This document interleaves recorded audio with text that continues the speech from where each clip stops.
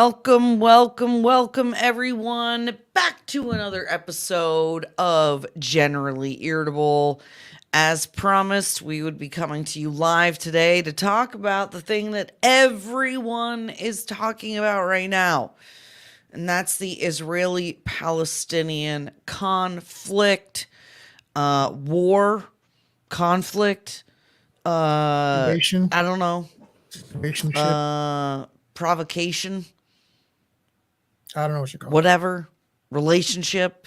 It is the top of everyone's mind right now. And uh guys, I gotta confess to you as we get the show started today.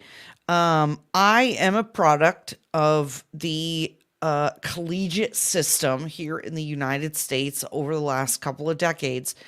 And like we're seeing in a lot of on a lot of college campuses right now, I was taught what I will call a false history of the region of the Middle East that is currently known as Israel. Okay.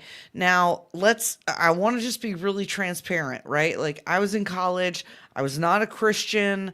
I didn't know a lot of Jewish people. And so, because I had a real ignorance or lack of knowledge around the history of what was known as the Ottoman Empire for decades, generations.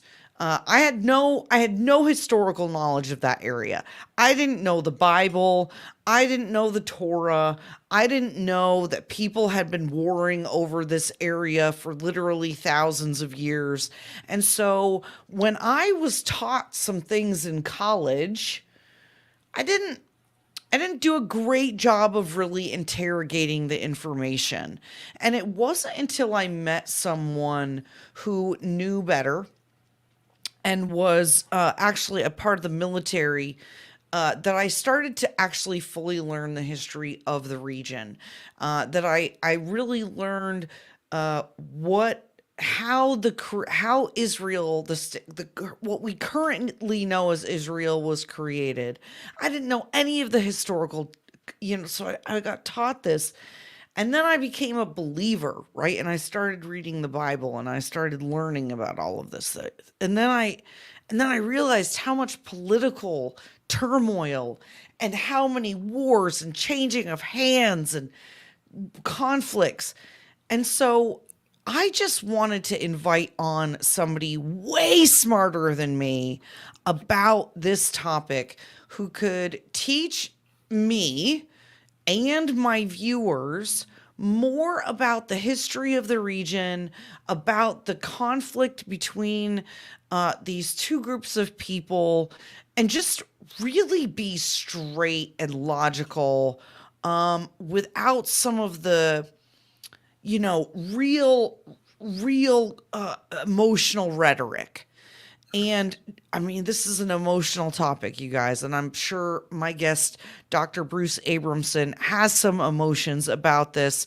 But I'm good. But he is one of the smartest people I know, and and I was told that he was the best possible person to speak to the issues. So without any further ado, Dr. Bruce Abramson, thank you so much for coming on the show tonight. Thank you, Eric. Always great to be with you.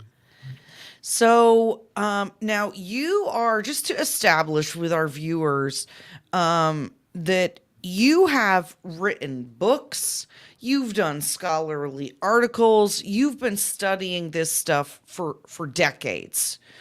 You have a real historical knowledge about Israel, about the history of the Ottoman Empire, and what kind of has been going on the last 75 years or so. Is that fair to say? Yeah, absolutely. And you've picked the right starting point because the Mm, Arab-Israeli conflict, it's important to recognize it's an Arab-Israeli conflict. It is a product of the modern Middle East. Okay? mm, Prior to the modern Middle East, Ottoman Empire had been there since the early 15th century. right? The Ottomans sacked Constantinople in 1453. That wasn't when they got started. That was kind of their high point. They made it all the way to Vienna by the 17th century. The gates of Vienna was where they stopped. But the Ottoman Empire really was the Middle East for 500 years. So Right. if you go back before then, you're getting into really old stuff. But the Well, and that's what you've got, like Persia up there, which is modern day Iran, right? Like that was kind of at the same time. You had the Ottoman Empire, and it's all, kind of going back and forth warring, right? Right. The trick is that the modern Middle East started with the decline and fall of the Ottoman Empire, which was really just 100 years ago. Okay, it was the end of World War and end of World War One. It was just 100 years ago, and so that's the correct starting point. I mean, you can go back to the Bible. Of course, to be fair, if you're going to go back to the Bible and you want to understand the Arab-Israeli conflict, you should probably also read the Quran just as carefully. And in my experience, relatively few people have done both. Yep. Yeah, certainly relatively few people who like pontificating about these issues have done both. So if you want to stick to geopolitics to understand what's going on, you really have to look at the fall of the Ottoman Empire. Okay. And it turns out that around the time of the fall of the Ottoman Empire, actually during the last days of the Ottoman Empire, which were basically World War One, right? There were two conflicting views of what to do with this region. Okay, and these were both, and I should say there was a very strong Arab claim, and there was a very strong Jewish claim, but they were not the same claims, and they were not the claims that you hear. The Arab claim went like this. The first one to articulate it was Sharif Hussein of Mecca. Anybody who's watched Lawrence of Arabia, or maybe even people who've read the book, know the character. Yep. Right. Sharif Hussein of Mecca, who is actually his great-great-grandson, is now King Abdullah II of Jordan. Oh, wow. Okay. So Sharif Hussein of Mecca comes up with this great idea. And he writes to McMahon, who at that point is the British High Commander in Egypt, in what are known, and these are in Arab sources, these are considered very important documents. They're called the Hussein McMahon letters, which is, of course, creative naming for the correspondence between Hussein and McMahon. And Hussein articulates a very clear vision. He writes to McMahon and says, I am writing on behalf of all Arabic speakers between Egypt and Persia. And he offers McMahon a deal. He says, I will lead an Arab rebellion. Again, if you think back to Lawrence of Arabia, this is what was going on.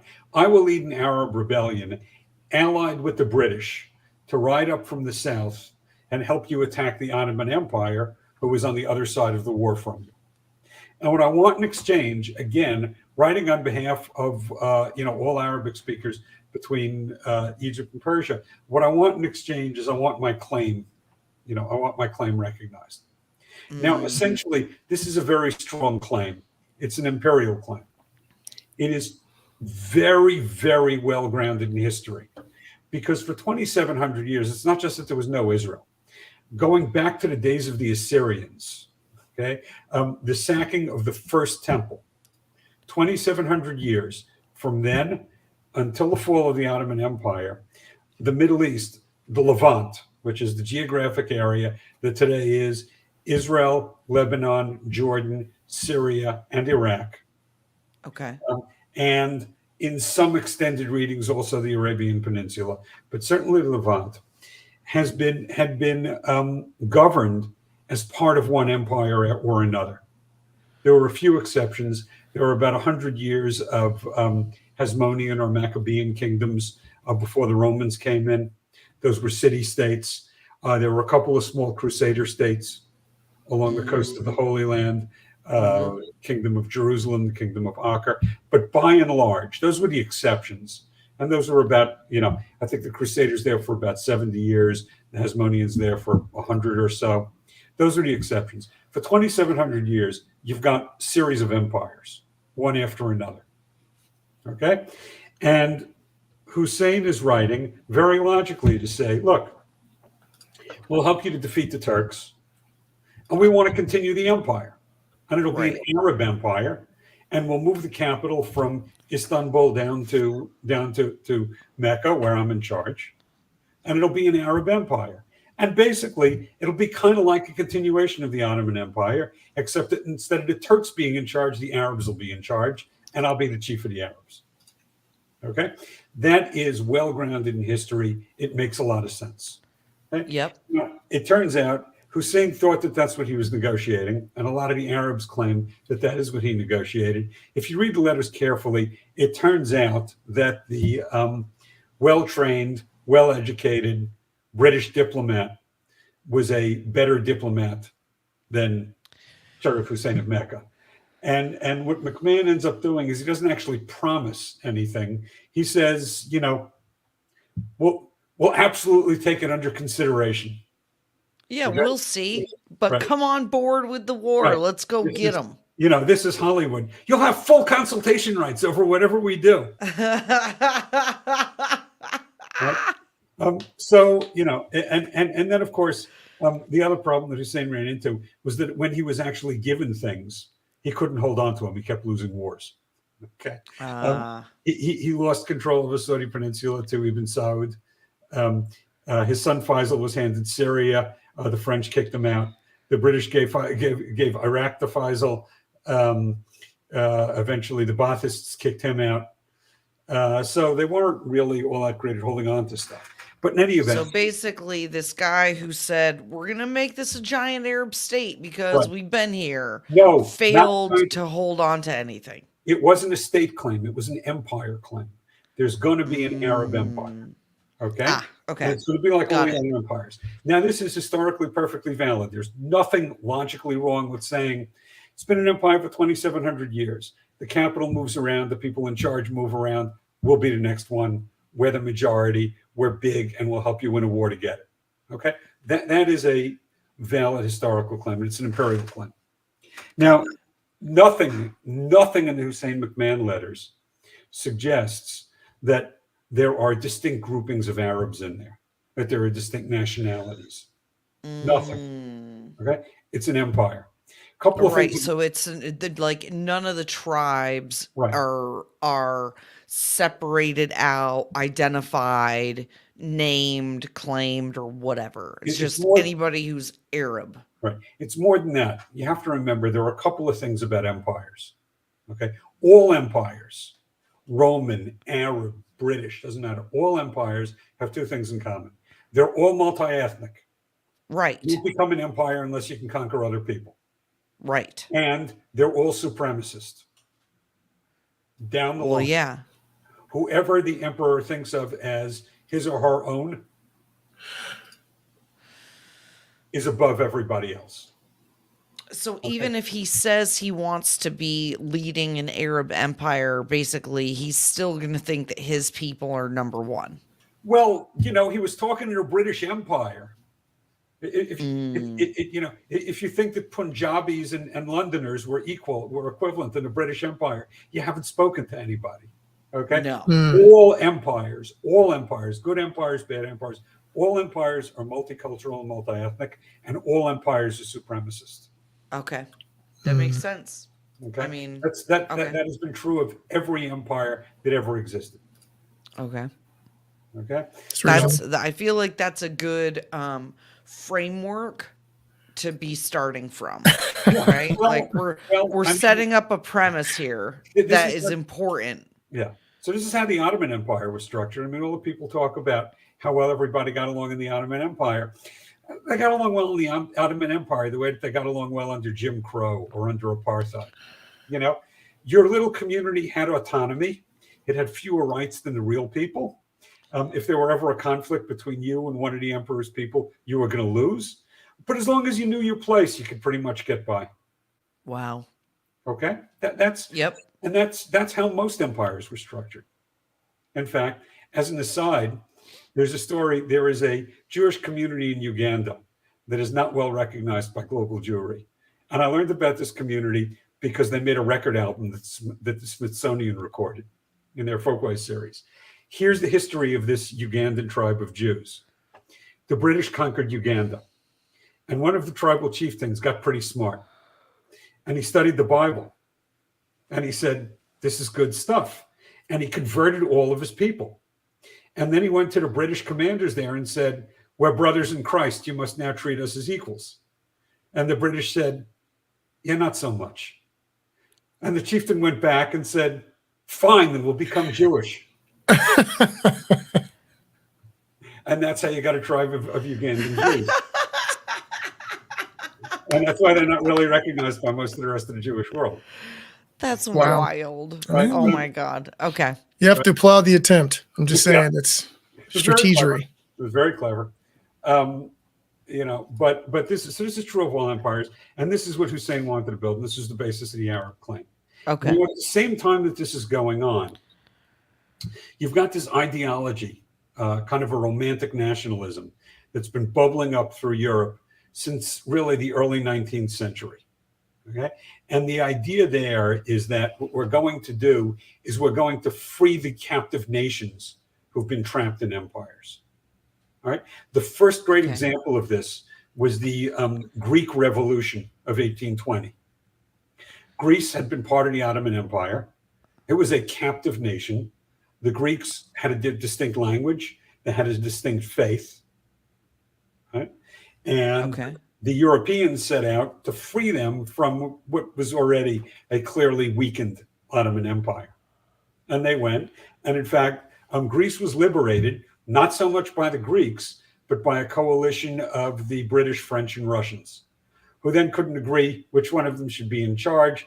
So they imported a Prussian, which is why the first king of modern Greece was, with the very Greek name, King Otto I. Okay. So this idea of romantic nationalism had been bubbling around, and it was used at the end of World War I to dismember the Austro-Hungarian Empire, where you suddenly, for the first time, get an independent Hungary and a Czechoslovakia for the Czechs and the Slovaks. Yugoslavia was a rump, and you get an Albania. But you really had this notion of romantic nationalism that was going through Europe that said that nations are distinct things and each nation should have its state. Okay. Got it. Okay. That makes sense. Once you start with the concept of nation states, there are two ways you can go. You can either say, hi, we're a well-defined nation. We think of ourselves as a nation. We think of ourselves as a group. And we would like a plot of territory on which to form a state. All right. And that's the easier way to go. That's state building. The other way is what's known as nation building, where somebody, and this is what happened in most of Africa, somebody draws lines on a map and then says, you're in charge. Go convince all the people who live here that they're part of a nation. And that's really hard. And that's why it's failed almost everywhere. That's why nation building has a bad name. It's failed almost everywhere. Okay. But you had this notion that what we want to do is we want to free the captive nations. Now, within that general ethos that's really, there's growing wind coming through Europe, which is nearing the end of its concept of imperialism. Well, hold on. Just out of curiosity, hold on. Before we continue, it's interesting to hear you talk about this because I'm thinking, who started this idea, this romantic, when you say this romantic idea and it's spread across Europe, was this like, because you had the British Empire, but it almost sounds like the British were trying to break up everyone else's empire but their own. Well, everybody tries to break up everyone else's empire but their own. I mean, that's kind of the game, right? Well, so was this like propaganda that was being spread around? Like, No. what started it, do you think? Oh, the Did I miss that part? Yeah, the Treaty of Westphalia started. So the nation-state concept, right? You remember when you were like in junior high school social studies and they would have maps in your book and you could never figure out where the border was of the Roman Empire? Yes. How come there were no lines? I don't get it. And why is it that every time I turn a page, like the picture of Germany looks different, right? It's because these things, the map didn't look the way that it looked now. There were no well-defined borders. Okay, there were no well-defined territories. There were no well-defined states. Imperialism is a much older idea. States came about really States came about because the Counter-Reformation was fought to a stalemate. And if you look at it, objectively, you realize that the reason that we needed nation states was it was the only way to formalize religious discrimination. Okay, the resolution of the Counter-Reformation, the end of these wars in 1648 at the Treaty of Westphalia, was the proclamation that the faith of the king is the faith of his nation. Okay, which essentially means if I'm a Catholic king, everyone's Catholic. I can do whatever I want to the Protestants in my kingdom, but I can't ride to the protection of the Catholics living next door in a Protestant kingdom.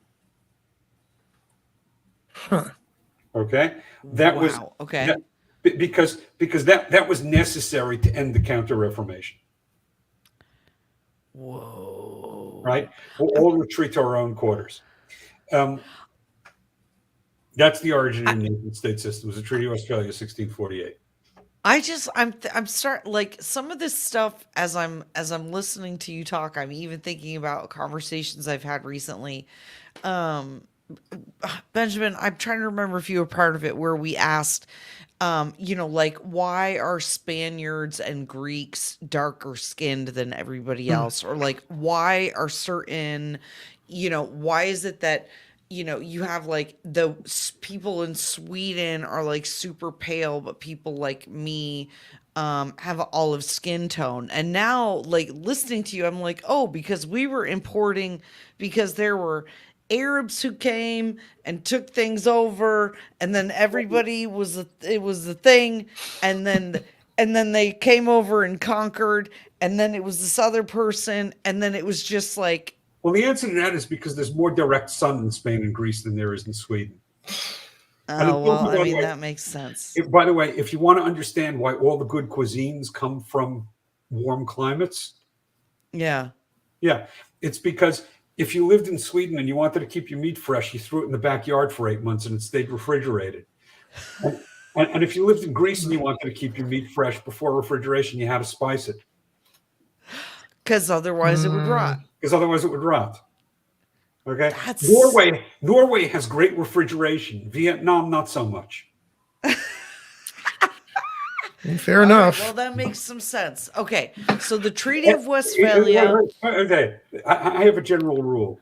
Reality makes sense. If it happened, it makes sense. If it doesn't make sense to you, you're the one missing something. I can never abide the people who say reality has failed to conform to my theory, therefore reality must be wrong. I mean, isn't that kind of what modern day academia is now? modern day academia is a clown show. I mean, that's exactly what it is. But okay, but reality makes sense. If they got spicier cuisines in warm countries, there's a reason warm countries have spicier cuisines. We're not even just warm countries. Now that we're thinking about it, we talk about, well, we have obviously the joke like white people food, right? Yeah. We're talking about the North, where it's colder. It's the North, and we talk about white people food. In the South, everything flavor, seasoning. It's not a color thing. It's a part of the country thing. Yeah. Interesting. Oh, cultural thing. Isn't that fascinating? Okay. Yeah. Okay. Right. So the Treaty of Westphalia. The Treaty of Westphalia starts the nation states, and you got this idea that's. And by the way, now we start drawing lines. Okay. So Westphalia was set up to allow religious discrimination, but the irony is it ends up promoting tolerance in the long run, because people start coming up with treaties and say, you know what, I'll leave my Protestants alone if you leave your Catholics alone. Interesting.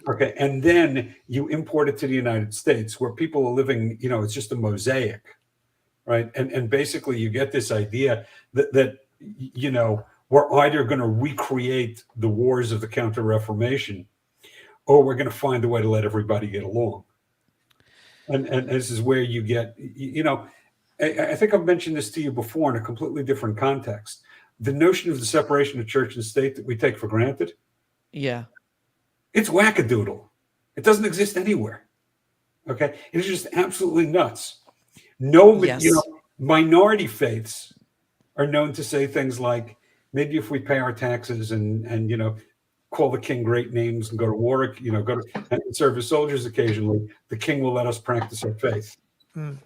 The members of the king's faith always want to cram it down everyone's throat. Yes. And in fact, if you want to know how bizarre it is, okay, one of the best known stories in the Gospels, okay, Jesus is walking with his followers, and they're approached by a tax collector, a Roman tax collector. And the people are stumped. Okay. Are they going to fund this guy who's oppressing them or not?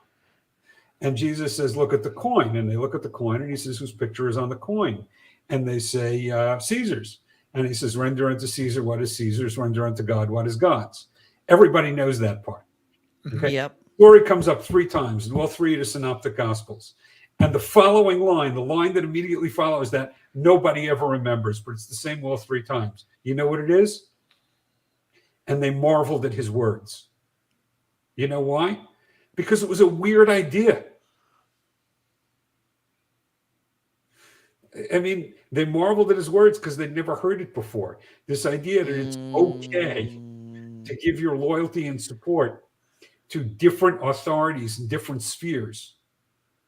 That was radical.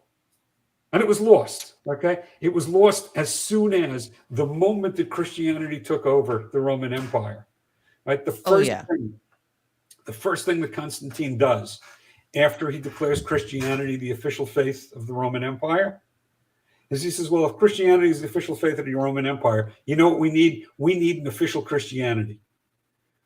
And he convenes the Council of Nicaea, and he says to them, you guys figure out what the official Christianity is, because everything else is a blasphemy and we have to get rid of it. And they narrowed down the 200 gospels that have been floating around to 4 official. And they declare all of the other Christian movements heresies, and they persecute them because, it wasn't enough that generic Christianity be the official religion. There had to be an official Christianity in the Roman Empire. Right? Well, there were some Christians, early Christians, that were cannibals. So for the record, Yeah, but there were the Thomists, and there were the Gnostics, and there were all these names in the 3rd century that are now referred to as heresies. That's why they were heresies, because as soon as Rome figured out what was official, everybody who didn't buy into the official line was a heretic. Wow. Right? Okay, so speaking of heresies, All right. You have. Hang on. Let's go back to the modern Middle East. Yes. I want to talk more about heresies because I'm sorry. I tend to weave my stories in strands. So. I know. It's well, you realize how interconnected so many of these conversations are. And I think that's why when people try to distill any of these conversations down to just black and white, it really does a disservice, because so many people, like, think about that. Even just in the little, the 28 minutes we've been recording, we've talked about like 3,500 years of history of people warring and fighting and tribes, and there didn't used to be countries, and now there is countries, and and then you got the different religions, and you got kingdoms, and what Bruce actually said there was interesting, though, when he said they both, depending on who you're looking at, the Arab claim and the Jewish claim are both strong, and most people won't say that in that way, but or don't look at it that way. There's a good guy, there's a bad guy. It's black and white, and that's it. And it's obviously way more gray than that, but that's how people see it. And I was actually talking to my my uncle the other day, he's a Bible teacher, and he said he was talking about that land back, I believe would have been referred to as Canaan, if I'm not mistaken. And he said before the Israelites. So before the Israelites, he says that would have been Philistines, etc., and Canaanites, all these people that were there before the Israelites. And if you're a Christian, obviously you're going to go, well, it's God's land. He gets to do what he wants with it. His people come in and do whatever they want to do. However, that's still from a very, if you're not a Christian and you don't, or Jewish and you don't care about any of that, right? That meant that those people were there and have a legitimate reason to believe that they should have that land too. However you want to break it up, but that means that they do. It's not weird that they would want the land and want it back. Those people are not today's Arabs. Oh, okay. I mean, those peoples, those nations were eradicated and assimilated a long time ago. Yeah, the Canaanites and the Philistines. Now, it seems likely that if not every Jebusite, it seems certain that if not every Jebusite was eradicated when the Jebusite culture was defeated and dispersed, somebody somewhere has Jebusite genetics, but we have no idea where. I mean, correct. They could be in China, they could be in Africa. They probably weren't in the pre-Columbian Americas. I think we can rule that out. I would assume not. But okay, so it's 100 years ago. Right. But here's the thing. So we've got this romantic nationalism sweeping through, and there's this in Europe, and there's this general idea among Europeans that we want to do is we want to free the captive nations of the world and give them their own homes. Okay. And thank you so much, white savior. Okay, within this notion in the 1870s, you get Zionism, which is a very, very standard 19th century European nationalist movement. Okay. It says you want a homeland for the Jews and the historic Jewish homeland. Okay. And by the 1890s, you get a lot of people moving down and buying land and trying to negotiate with the Ottoman emperor and trying to set up a homeland and really improving the economic conditions and the economic climate. Now, by the time you get World War I going on, where everybody understands the Ottoman Empire is probably going to lose and it's probably going to get dismembered, the Zionists start petitioning the English for a homeland there. And in 1917, this is 2 years after the Hussein McMahon letters, in 1917, the Jewish leadership in England, which is fairly well connected. It's small, but it's fairly well connected at this point. They cut a deal with Lord Balfour, right? And they issue what's known as the Balfour Declaration of 1917, which says that, again, the British never promise anything. They say that Her Majesty's government, or His Majesty's government at that point, looks favorably upon the formation of a Jewish homeland in the Holy Land, provided that it does not compromise the religious or civic rights of the other residents. Okay. So basically, cool, come on down, as long as you don't mess with the Arabs. That's the Balfour. As long as you don't, and this is important, as long as you don't compromise their religious or civic rights. Now, what's missing from that formulation that people like talking about? Do you see what's missing? No. There's no mention of national rights. Oh, okay. Okay. And there's no mention of national rights because there are no national rights. There is no Arab nation. And this is why when I say there are two very valid historical claims, but they're not the same, it is not a story of two nations competing for the same homeland. It's an imperial claim that says the entire Middle East should be part of an empire under unified Arab rule, versus a national claim that says the captive nations of the region have a right to self-determination in their own homelands. Okay? There is a valid Arab imperial claim, but that's the only valid Arab claim. And there is a valid Jewish national claim, and that's the only valid Jewish claim. They are not the same. And today, if you believe in imperialism, and by the way, I mean, we can all knock it. It's not nuts to say the way the world was organized through most of the recorded history is much better than the way things are now. I don't agree with it, but it's not an insane perspective. I mean, and that's the basis of the Arab claim. Now, once you get any place you have any place you have any of these nations that suddenly, Greece, Hungary, Albania, Armenia, Azerbaijan, Israel, anytime, Czechoslovakia, anytime you have one of these that suddenly becomes independent of the empire, Yeah. Ukraine is another. You've got a problem, and the problem is there are people who were the emperor's people, Mm. who were first among non-equals, who all of a sudden find themselves a rump minority wow. left behind in somebody else's nation.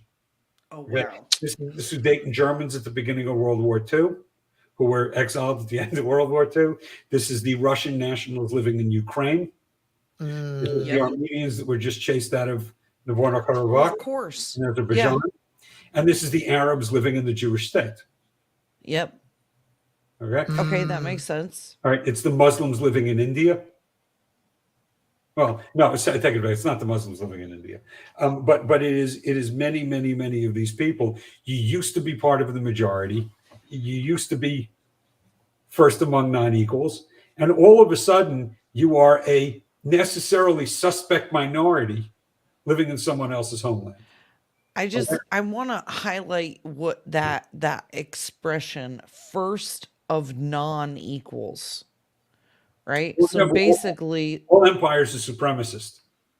that's that first part of the premise that we talked about was I live here and and there's a hierarchy of people, and so you have people that basically went from being in charge or being it Right. to now you're just another person among people. And not only that, but you're actually becoming a minority. Yeah. You're not just a person among persons, you are a minority, or you are the excommunicado of the region. You're an unfavored colonizer. And that is, oh, you know who it is? It's it's the white South Africans. Okay. It is inherent. The moment you say, I stand for self-determination of anybody for any reason, under any set of circumstances, you are announcing that you are prepared to trap a whole bunch of probably low-level peasants in someone else's homeland.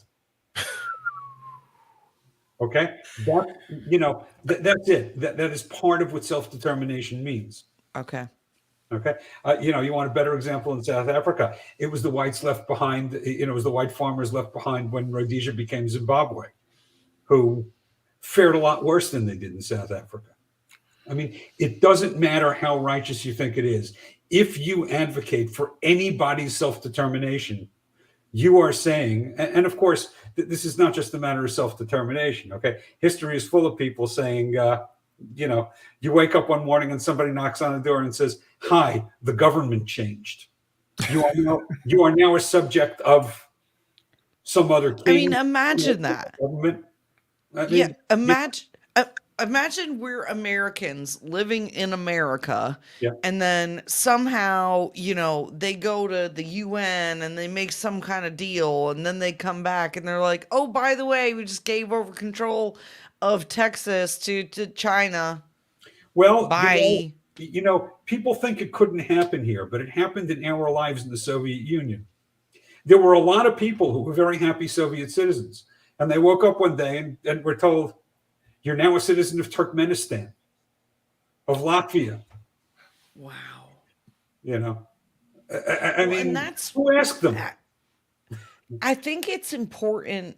Again, I feel like I've said this a couple times when you hear the history Yeah. and the years, right? So 2,700 years of the Ottoman Empire versus 100 years of us deciding that living as empires is not a good idea. Yeah. Yep. It's like we as human beings,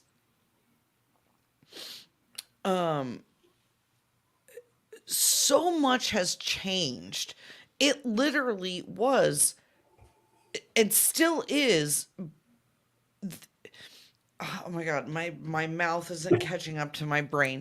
But I've said this, like, it's only been in the last 100 years or so that we've decided that colonizing isn't okay. Mhm.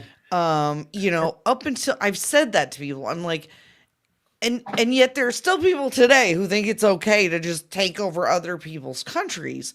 And so when we look at history, we have to remember that it was this way for this long, and we've only been trying to do it another way for like this long. Well, one of the things that's interesting about when you say that is who gets to determine when that time of strength of arms is over.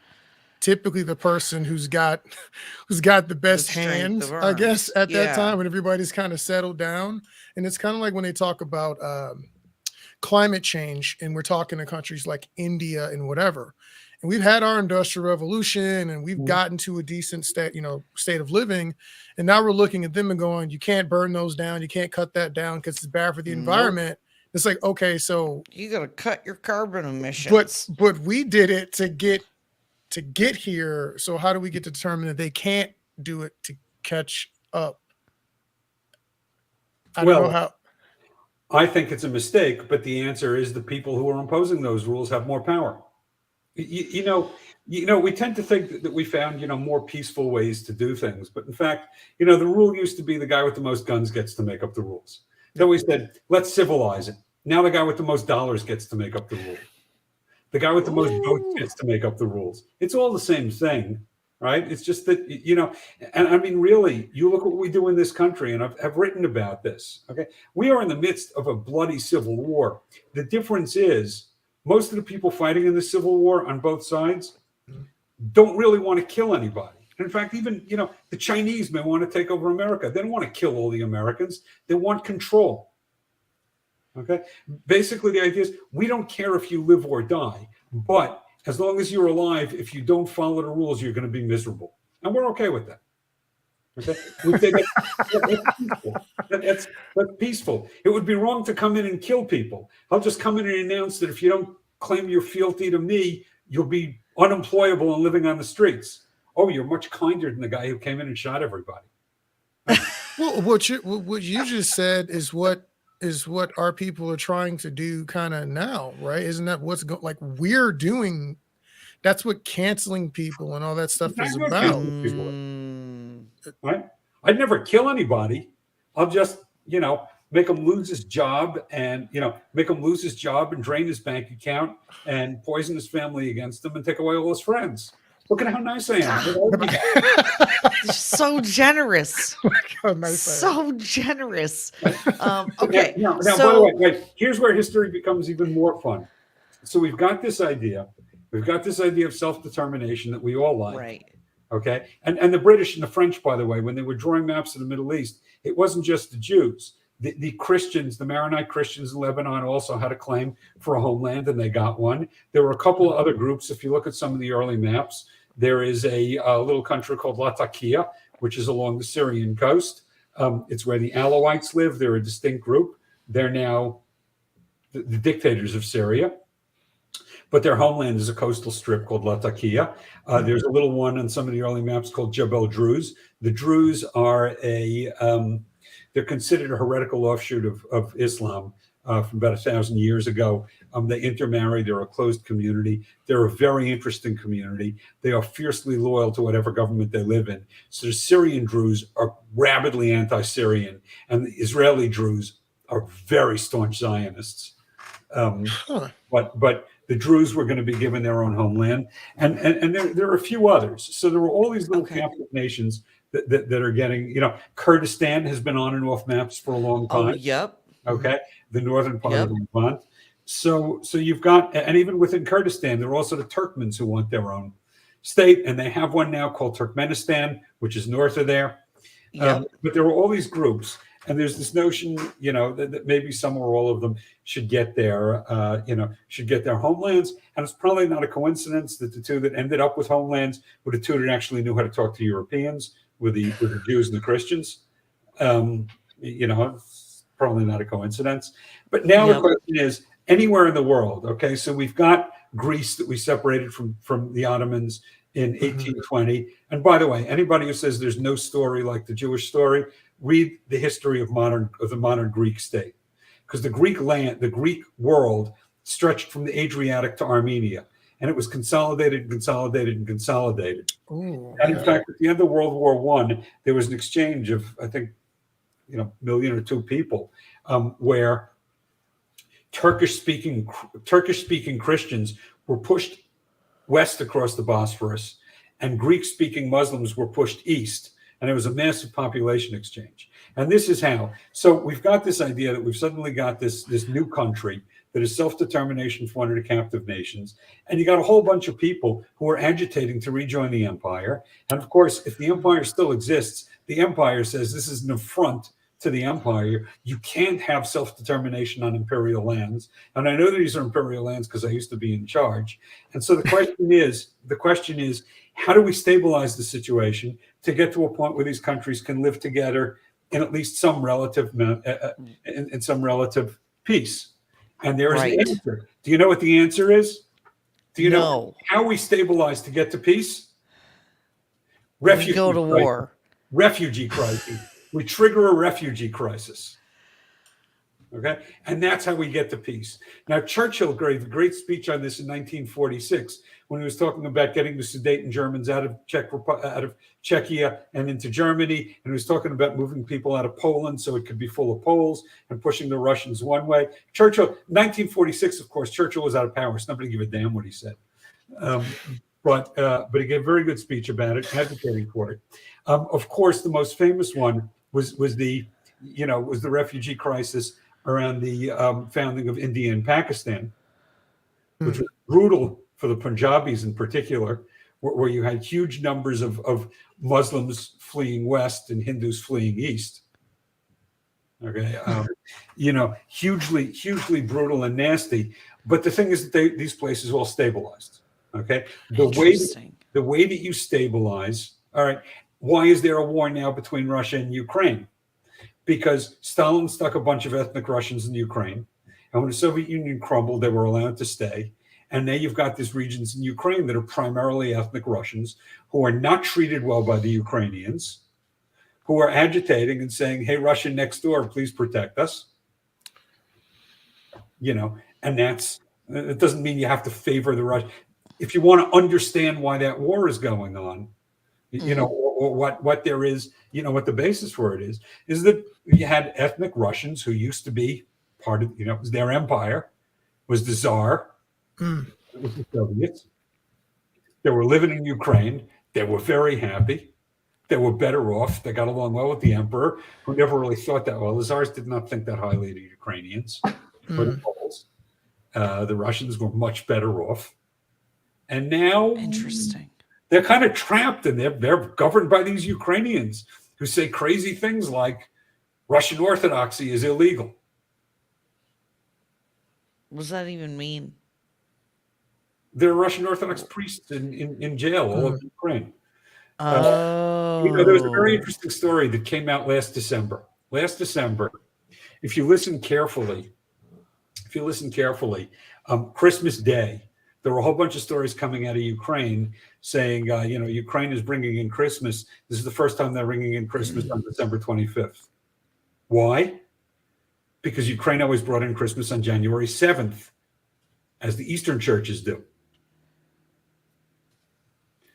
I thought I saw something about that where they were saying, didn't they send a delegate over there to discuss or look at the situation? And they said, "Oh yeah, freedom's being practiced. There's religious freedom. There's no problems there." I forget who it was that reported that, but sounds like they were inaccurate. They were completely inaccurate. The reporting came out from people who listen. These are the same people that say there's no corruption in the Ukraine. It's a wonderful democratic state, which is like a lie. They're like, hey, 5 minutes ago. Hey, CNN, here are 70 headlines you had 2 years ago talking about corruption in Ukraine. Different CNN, wasn't it? Okay. So the Brits and the French basically carve up Right. the Asian Okay. continent. Okay. Wait. Now, moving forward. So we got the Balfour Declaration in 2017.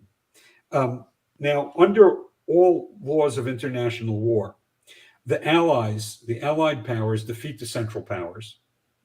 Okay. Kemal Ataturk forms modern Turkey, relinquishes all Okay. claims. Treaty of Sevres hands over the entire Levant to the to the Allied powers. Okay, so wait, this is 1917? That 1917 was the Balfour Declaration. This is 20 to 22. Okay, got it. 20 to 22. By the way, so 22, Ataturk forms the modern Turkish state.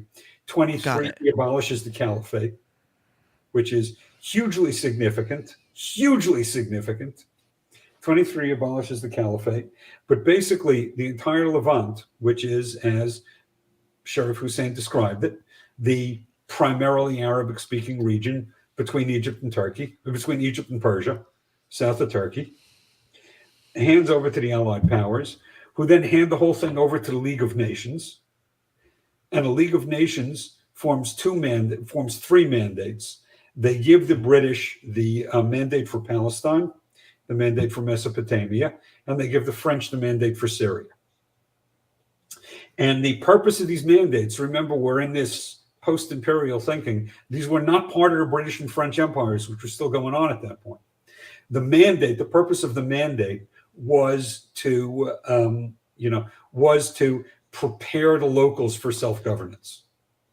Oh, wow. Okay, that was the job of the mandatory powers. Now, specifically on the mandate for Palestine, which is a regional name, like Mesopotamia, like right. It's not a country name. Like it's not a people's. It's not a whatever. And that's one of the things that I think is so frustrating when I hear people have the conversation. I'm like, I know that you don't know what you're talking about because you're talking about Palestine as if it was a place, and it wasn't. Well, I mean, it's a place like Appalachia is a place. Right, exactly. It's a region. Right. You ever hear a movement for an independent Appalachia? Like New England. Yeah. Right? It's a region. And the mandate for Palestine contains what is today all of Israel and all of Jordan. Okay. And the specific charter, the charter for the British mandate for Palestine, is a bit different from the other two, because this is done in what's known as the San Remo Conference of 1920. Okay, the mandate for Palestine instructs the British that while everybody is getting these locals ready for self-governance, tells the British that what they're supposed to do is set up a Jewish homeland within the Palestine mandate. Well, and then if it's the other part of the region is Jordan, where the guy is who was trying to maintain the Ottoman Empire and be in charge of the whole thing. Well, the first thing that happens by 22, the British sever off the majority of the land in the Palestine mandate and use it to form Jordan. Okay. So Jordan is the majority, and of course, because they're still playing around with Sharif Hussein's family, they take one of his sons and make him king. So the Hashemite dynasty moves from Mecca up to Oman. They've got another. I mentioned the oldest son, who was really really supposed to be the end all and be all. Faisal, he gets handed Syria, where he immediately ticks off the French, and they kick him out. So the British give him Iraq as a consolation prize. A giant desert. Okay, got it. So you get these forces going on, and now you've got the Zionist movement that is trying to get a homeland, homeland there, and it goes through ups and downs. The British are brutal.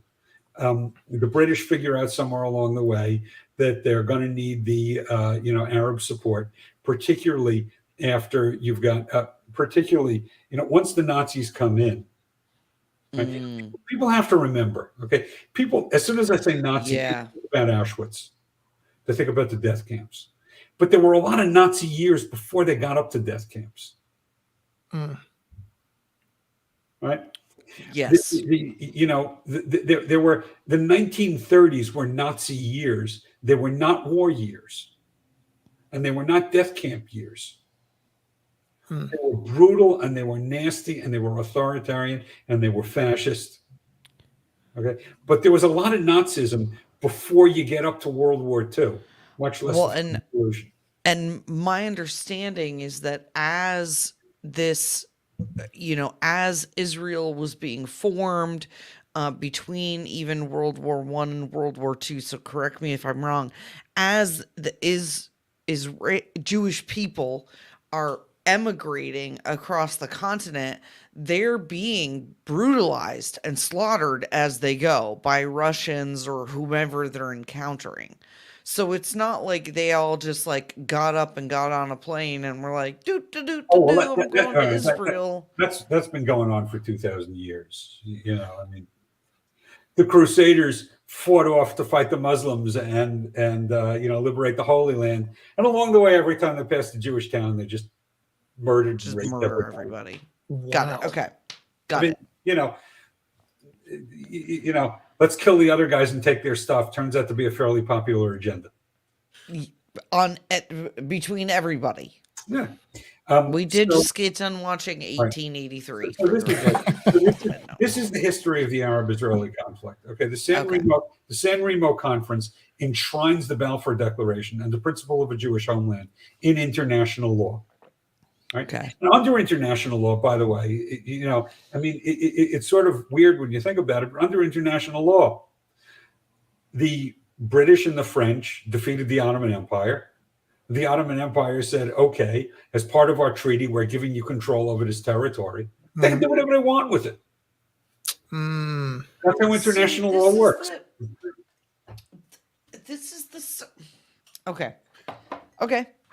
All right. That's the way this is the stuff that makes me mad, where people are like, oh, it's stolen. Everything is stolen. And I'm like, it's not though. People talk about international law. Under international law, you defeated the recognized sovereign. The recognized sovereign ceded this territory to you in a treaty. It's yours. Yeah, you lost. As our friend Michaela likes to say, sucks to suck. Yeah. But eventually, right? Eventually, what happens is, there's a whole bunch of activity going on in the 20s and 30s. It is brutal to the Jews. It is hugely unfavorable to the Jews. The Arabs start allying themselves with the Nazis. The British say there's going to be another war. We better keep the Arabs on our side. Let's do it by being nasty to the Jews. They close off this land that they were given specifically to form a Jewish homeland. They close it off to Jewish immigration. The Arabs come up with a whole bunch of really brutal pogroms in the 20s. The alliance with the Nazis continues. Define what a pogrom is for our viewers. A pogrom is basically what you saw Hamas do in the Negev desert. A pogrom, pogrom comes from one of Eastern Europe, one of the Slavic languages. But a pogrom is basically when the peasants say, "Hey, we don't like the other group that lives in that town over there. Let's just go destroy them and mangle them." What happened in Tulsa to the black community 100 years ago, that was a pogrom. Okay, it's not just let's go rough up the town, let's go burn a couple of buildings, let's go shoot a couple of guys. It is really, you go in and you massacre. You kill anything you can find, you rape anything that you can find, you burn the corpses, you mutilate the bodies, you take the stuff, you maximize the butchery. Okay, this is unfortunately, it is not unique in human history. No. What Hamas did 3 weeks ago, that's what the world looks like. Okay, that's what the world looks like pre-civilization. Right. For all our faults, and we got plenty of faults in civilization, that's what it looks like. It's literally murder all the men and then integrate or murder the women and children. They put these soldiers on drugs to make them extra violent. Okay, they didn't used to use drugs, but if they had herbs or substances, but essentially you rile them all up, you starve them up. You send them to go in, you tell them the other guy is evil, they're subhuman. You go in, you burn, you pillage, you mutilate corpses, you kill. We say they didn't have drugs, but Dead Vikings. What was all the stuff they were doing to go berserker and all that stuff? I thought they were Well, using drugs. I stand corrected. Yeah, I mean, right. I mean, this is the Vikings. It's the Mongol hordes. It was the Islamic conquerors. I mean, there's a long history. It was the worst of the lynch mobs. It was the lynch mobs that weren't content to say, "There's a guy we're after. Let's string him up." It was the ones who said, "Let's just obliterate this town." Wow. Got it. Okay, so the 20s and 30s, basically between World War I and World War II, there was a British mandate to create or to facilitate the creation of a couple of states, Israel and Jordan, essentially. Well, nothing ever And gets that specific. They were supposed to facilitate the creation of a Jewish homeland. of a Jewish state, period. No, of a Jewish homeland, which is an ill-defined term. Homeland. Okay. But they were also supposed to be getting the locals prepared for self-governance. Okay. Which clearly, I mean, golly, how do you do that when people are so accustomed to being part of an empire, when they're angry about being displaced or whatever, right? So Well, so you're creating you do it an the way you always opportunity do it. for hostility. Yeah, you do it the way you always do it. You find one guy who has a claim to being a local, and you say, "Good, you're in charge. You keep the people in line." And So- then, like, be violent if you need to be. Listen, all the people who are advocating for decolonization, what do you think how did they decolonize Africa?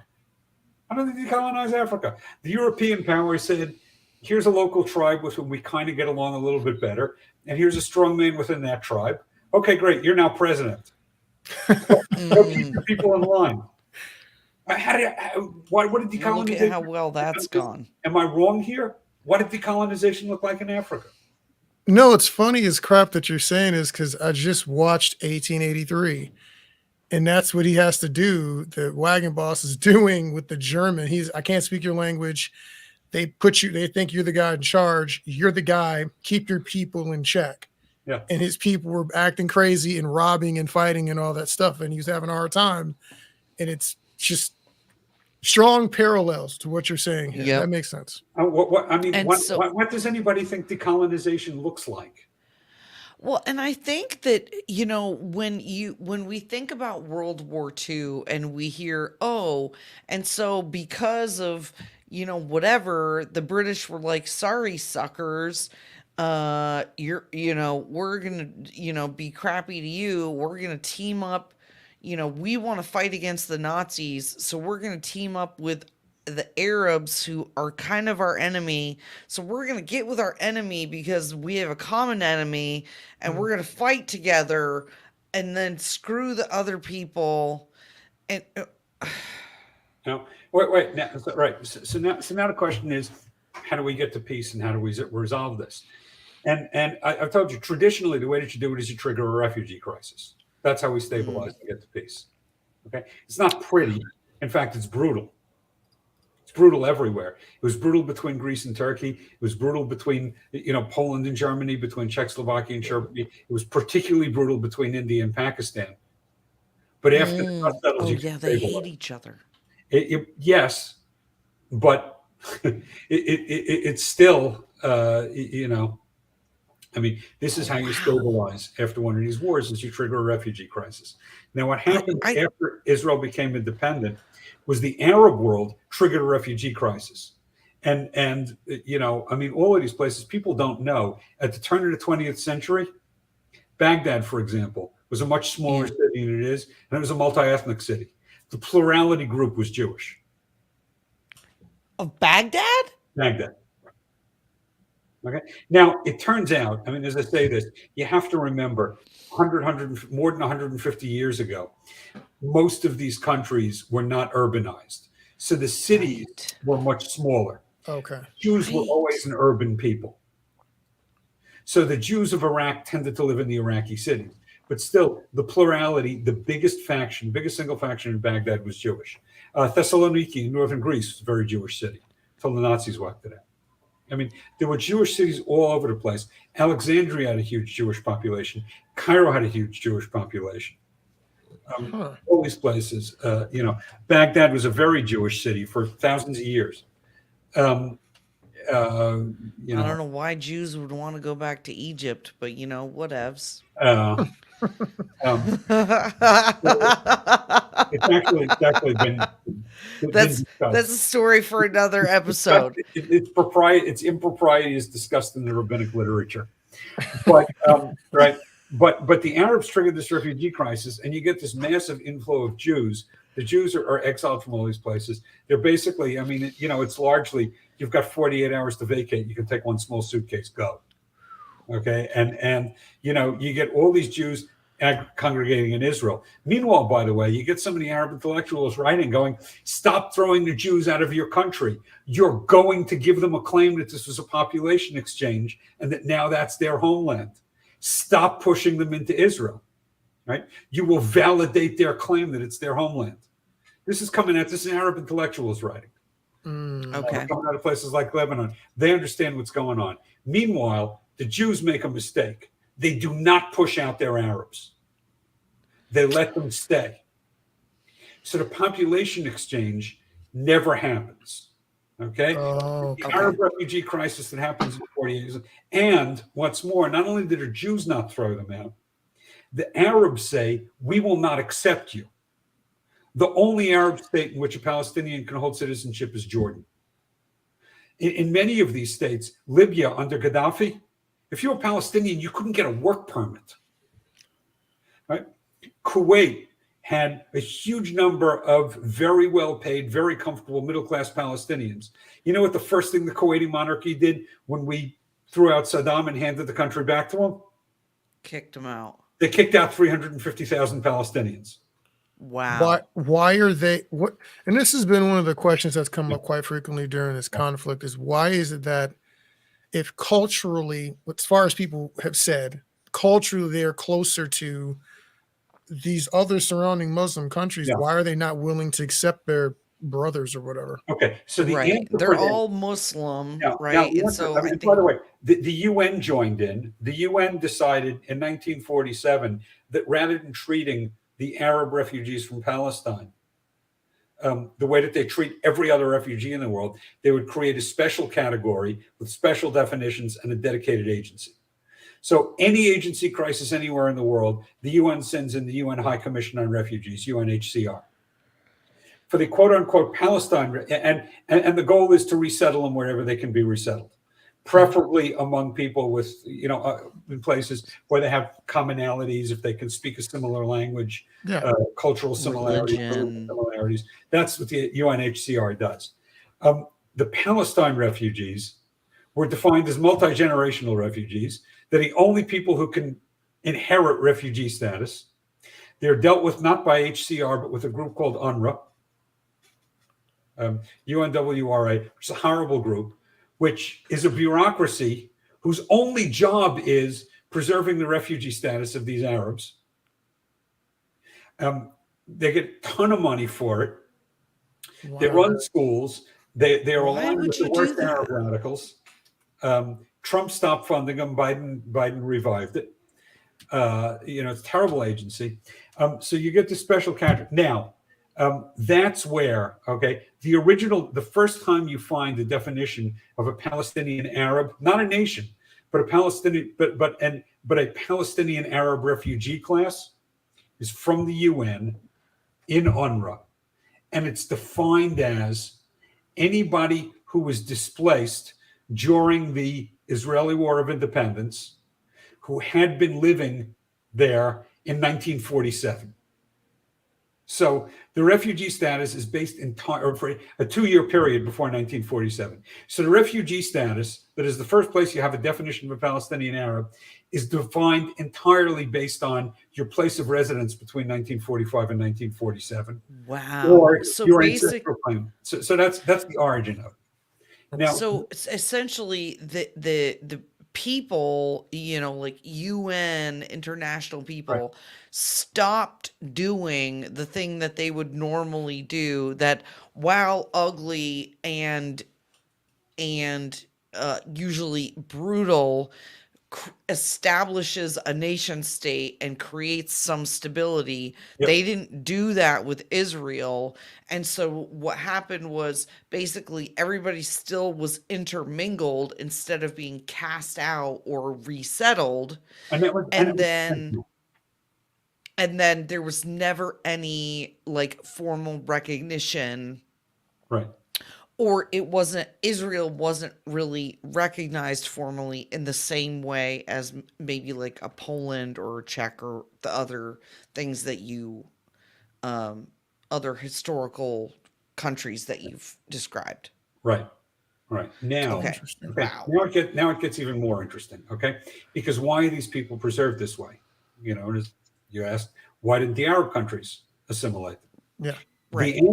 The answer is, even though the Arab world has been divided into a bunch of states, first of all, most of the people in those states don't feel that they're parts of the states. You saw this first in Iraq, then in Syria. The minute the strongman lost his chokehold, nobody thought of themselves. The minute we deposed Saddam, nobody thought of themselves as Iraqi. I'm a Sunni Arab. I'm a Shiite Arab. I'm a Turkmen. I'm a Kurd. Okay. Wow. They went to the nationalities they felt.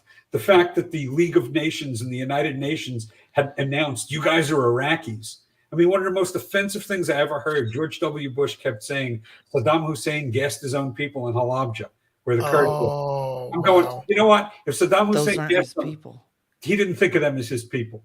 They didn't think of them. They didn't think of themselves as his people. You know who thought of them as his people? The global community that said, Iraq. They're all Iraqis. Wow. We recognize him as being in charge of Iraq. They live in Iraq. They're his people. We've given them to him. That's our assignment. And again, because up until it's because up until 5 minutes ago, that wasn't a country. It was divided up. Different tribes. The same thing happened in Syria. But what was very important to the Arab world was that even though you had these states, and by the way, the only states that work are the ones that correspond to tribes. The Gulf states are all tribes. Netanyahu used to call them derisively tribes with flags. It turns out that's the model that works because tribes actually have a national identity. If we're a member of the same Arab tribe, we are kin. We will protect each other. You don't, you might use poison gas on a bunch of people you don't like who the international community handed you. You do not use it on your own tribe. Right? Wow. Those are the nations that feel like, but there's still this notion that there's supposed to be an Arab empire. Okay, and it manifests itself in movements like Pan-Arabism. So the first guy who comes up with a good plan is Nasser, was the first great Pan-Arab leader. And in fact, Nasser forms something. Nasser takes over Egypt, and he forms something called the United Arab Republic, where Syria just agrees to become part of Egypt for a few years. Right? The Ba'athist movement that gave us both Saddam and Assad. This is not only, the Ba'ath Party is not only a Pan-Arabist movement. It's an explicitly fascist movement. How did that get there? Well, here's the thing that people don't think about. You remember how we said that the French had the mandate for Syria? Right. Who was running France in the 1940s? The Vichy regime. Oh. Vichy is hugely influential in the Arab world, in Syria and Lebanon. Okay. Vichy France is hugely influential. So you get these fascist movements coming up. But basically, you've got Pan-Arabism. Pan-Arabism is going to reform the empire. And everybody swears their loyalty to Pan-Arabism. Everybody. The problem is, if there is going to be an Arab empire, most of the Arab heads of states are going to have to get killed to get there. And most of the Arab nobility is going to have to get killed to get there. So Nasser, how does Nasser? Yeah, because you can't all be in charge. You can't have all these royal families from all of these. Okay. You need an emperor. So how does Nasser take over Egypt? It's a military coup. He kills the royalty. He kills King Farouk. Now, who doesn't like it when you kill royalty? Other royals. Surprise. So The major Middle East war of the 1960s was not the Six-Day War. It was not the Arab-Israeli War. You know what the major Middle East war in the 1960s was? It was a bloody, brutal, prolonged, almost full decade-long civil war in Yemen. Oh, wow. If you remember, during the Cold War, Yemen was split. South Yemen, between Yemen and South Yemen. But who was fighting the Yemeni civil war? Not so much the Yemenis. It was a proxy war between the Egyptians and the Saudis. Okay? It was a war between the royalists and the pan-Arabists, the nationalists. The nationalists who wanted, but Nasser's deal was that he was going to unify the Arab world. And to do that, he, of course, had to show that he was worthy by defeating the Jewish state. So when the Six-Day War comes, Nasser is deflated. He becomes a hollow man after that. Yep. Takes the wind out of his sails. And now there's still this notion that there should be an empire. Now, along the way, in 1964, the Soviets and Nasser find Arafat, who is, like most of the other real terrorists, he's a member of the Muslim Brotherhood who gets very tired of their strategic patience and wants to be more spectacular as a terrorist. And they put him in charge of the Palestine Liberation Organization. Yep. What does the PLO charter say? Remember, so far, Palestinian is just a refugee designation. So what does the PLO charter say about the Palestinians? It says, Article 12, you can look it up. I like original sources. The PLO charter says the Palestinians are an integral part of the Arab nation, indivisible, but we must safeguard our Palestinian identity because it's useful for fighting the Zionists. And this is what the Palestinians are. The Palestinians are a constructed nation. The definition of the Palestinians are those Arabs capable of stating a territorial claim that will undermine Jewish self-determination. That's the wild. of Palestinians. See, that's what I'm like. I've always wondered, like, where does this idea of a Palestinian as a person come from, right? Because if there was never a nation, if it's not an ethnicity, if it's not a whatever, like, why do people identify as a Palestinian? And First of all, it comes from the same place talking about somebody as an Appalachian does. It's a region. If you live in a region, right? Yeah. But the thing is, these people, as you saw in Iraq and Syria and Lebanon, their loyalty was to their group. So, so sure, if you were a Muslim Arab living in Jerusalem, you interacted with the Christian living in Jerusalem and the Jews living in Jerusalem. Mm-hmm. Right. And if you were a Christian living in Jerusalem, you thought of your people as the Christians living in Bethlehem and the Christians living in Damascus and the Christians living in Beirut. You didn't think of your people as the Muslims living in Jaffa, right? The Muslims living in your city were people you had to deal with. You interacted with them. But your people were the Christians living in other cities not too far away.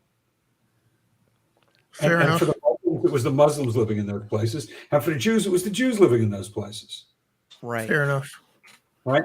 So the notion that, well, Jerusalem and Jaffa and Bethlehem and Nazareth were all part of some entity or polity. No, they were nearby cities. But, if you were a Christian living in Nazareth, your affinity was far more with the Christians living in Beirut or Damascus. Yep. Than it was with the Muslims living in Bethlehem, even though Bethlehem was closer to Nazareth. We've literally had that conversation before, actually. As Christians, I have more in common with a Christian in Africa than I do with a Muslim or a non-believer that, lives in Georgetown, Texas. Okay, that's probably not true. But I mean, that's a little, that's pretty hyperbolic. But the point is, like, you probably have more in common with a Christian living in Africa than with a Muslim living in Sweden. Certainly, right? Like, there's a cultural component there, a religious component. There's something that holds us together, a belief system that, I mean, the reality is we are different, right? If we have different gods, if we have different customs, we are different. We're going to have different expectations of one another. We're going to have different expectations of society. We're going to set up our government differently, right? Like the idea of a theocracy, right? Like in in Europe or in the Middle East, historically, a theocracy is not a crazy idea. But a theocracy in America, that was the antithesis, right? We didn't want a theocracy here. We didn't want there to be, where, it's the religion of the king that you have to live under, which is like the point of America. Yeah. So, so so you have the 6 Day War. So when does it all sort of like, I mean, it sounds like I was going to ask, when does it all fall apart? But but it never was together. It was never together. So we've got, what you've got after the 6 Day War is the Pan-Arab movement, sort of fizzles, right? Because Nasser was their great guy, right? He was their great hope, and he lost. And he just becomes deflated. His last few years, Nasser was like a giant on the international stage. And after the 6 Day War, he was just a shell of himself. He lost spectacularly, correct? Yeah. Well, he lost in 6 days. He lost decisively in under a week. It's kind of hard to pick a gun. Yeah. A huge whole country defeated by... But the imperial idea is still there. Okay. Now, who's the next guy who picks it up? The next guy who has a plan, and again, this is a good plan. The next guy who has a plan is Saddam. Right? Saddam Hussein. So he spends 8 years. You've got the Shiite revolution, which galvanizes. Shiites were always what are known as quietists. Shiites were traditionally a minority religion. And they basically said, leave us alone. We don't want to mix religion and politics. Khomeini revolutionizes it. Okay, and galvanizes the Shiites. And then you got the Sunni Arabs who always ran the place, and they're looking at it going, wait a minute. The meek little Jews became the mighty IDF. Khomeini took the meek little Shiites and turned them into the world's worst terrorists. We're sweating bullets here. Okay, we've been the big bad bully on the street. We can't win a freaking war with any of these people. Okay, and we are not happy. But Saddam is on the front lines, and he spent 8 years, the Iran-Iraq War, containing Iran. And he is bankrolled by the entire Arab world except Syria, which sides with Iran. Okay?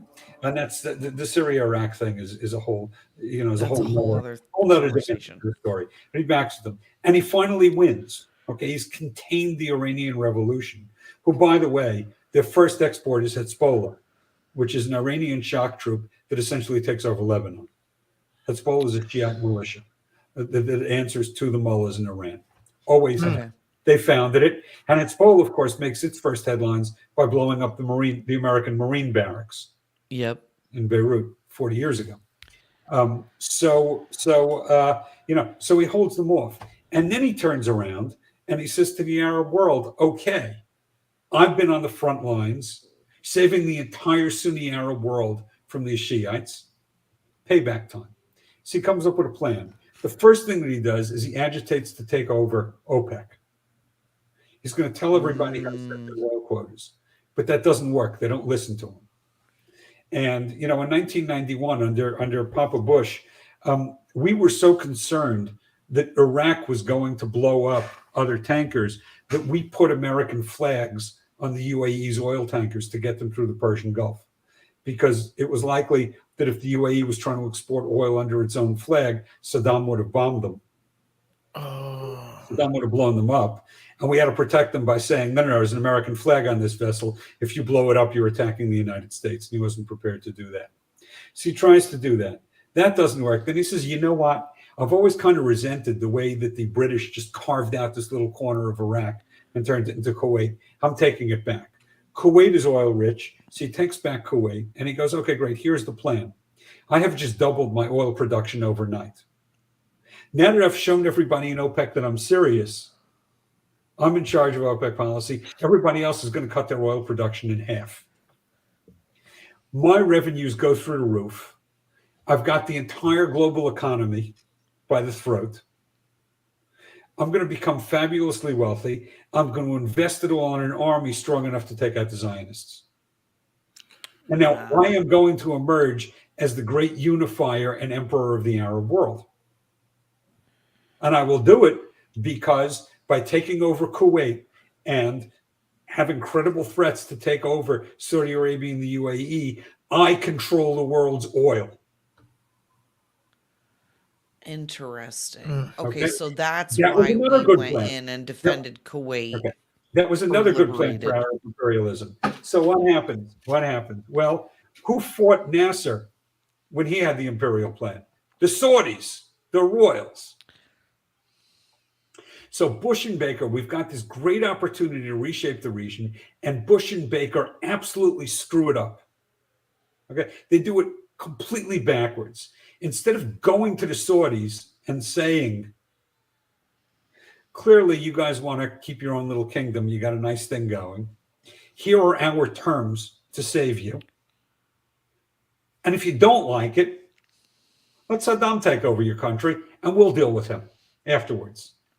Instead of going to the Kuwaitis and saying, listen, I'm sure the royal family is very comfortable in Paris, but if you think that we're handing a country over to an absolute monarchy, you're nuts. Here are our terms. Instead of doing any of that, they go around and Baker goes to all these countries and says, oh, please let us bail you out. What will it take to let us bail you out? We'll do whatever you need. You guys can write the terms of the coalition. We just want it to be broad so it'll look like we have credibility before we take them out. Please, what can we do for you? And that's how you get the first Gulf War going. It's absolutely abysmal. That's why they couldn't take out Saddam. Because Bush and Baker let the Saudis and the Kuwaitis write the coalition terms instead of writing them in the best interests of America. Interesting. So that we would look legitimate when we went in. Right? We got Syria involved. Why did we get Syria involved? Syria lives to fight with Iraq. Assad and Saddam were mortal enemies. Syria funded the Iranians to fight against Iraq. And yet we're groveling to get Syria to join our coalition to please let us go in and destroy Saddam's Iraq. This is what I'm just You're like, nuts. oh my God. This is why so many times I hear, when I hear the history of some of this stuff, I'm like, oh my God, we need to just mind our own business. Meanwhile, we made it worse. Meanwhile, Saddam's got his guns pointed in two directions. They're pointed at Tel Aviv and they're pointed in Riyadh. And the United States is sitting around saying, so we've had two completely reliable allies in this area for 45 years, Saudi Arabia and Israel. Their interests have never been on their strategic interests have never been on opposite sides of a regional crisis. They've both been reliable U.S. allies. They don't talk to each other. That's too damn bad. Doesn't occur to anybody to say maybe now is a good time to try to get the Saudis and the Israelis to talk to each other. But it turns out I was watching this. That was actually the first foreign policy piece I was able to publish. I said the centerpiece of American Middle East policy, this was November of 1990, should be getting the Saudis and the Israelis to talk to each other while they've got the same guns focused on them. Wow. But the other thing that became obvious to me during that crisis was that the solution to the Middle East is the end to the imperial drive is when the Arab states start acting like states.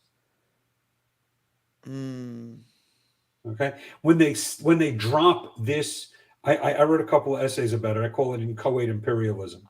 When they drop this idea that they're supposed to be an Arab empire. I mean, the PLO charter bills the Palestinians as imperial foot soldiers to liberate proper parts. I mean, Hamas charter is even close. Hamas is part of the Muslim Brotherhood, which is another. I could go on for another hour.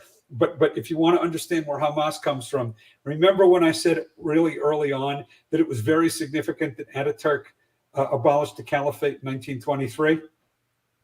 Yep.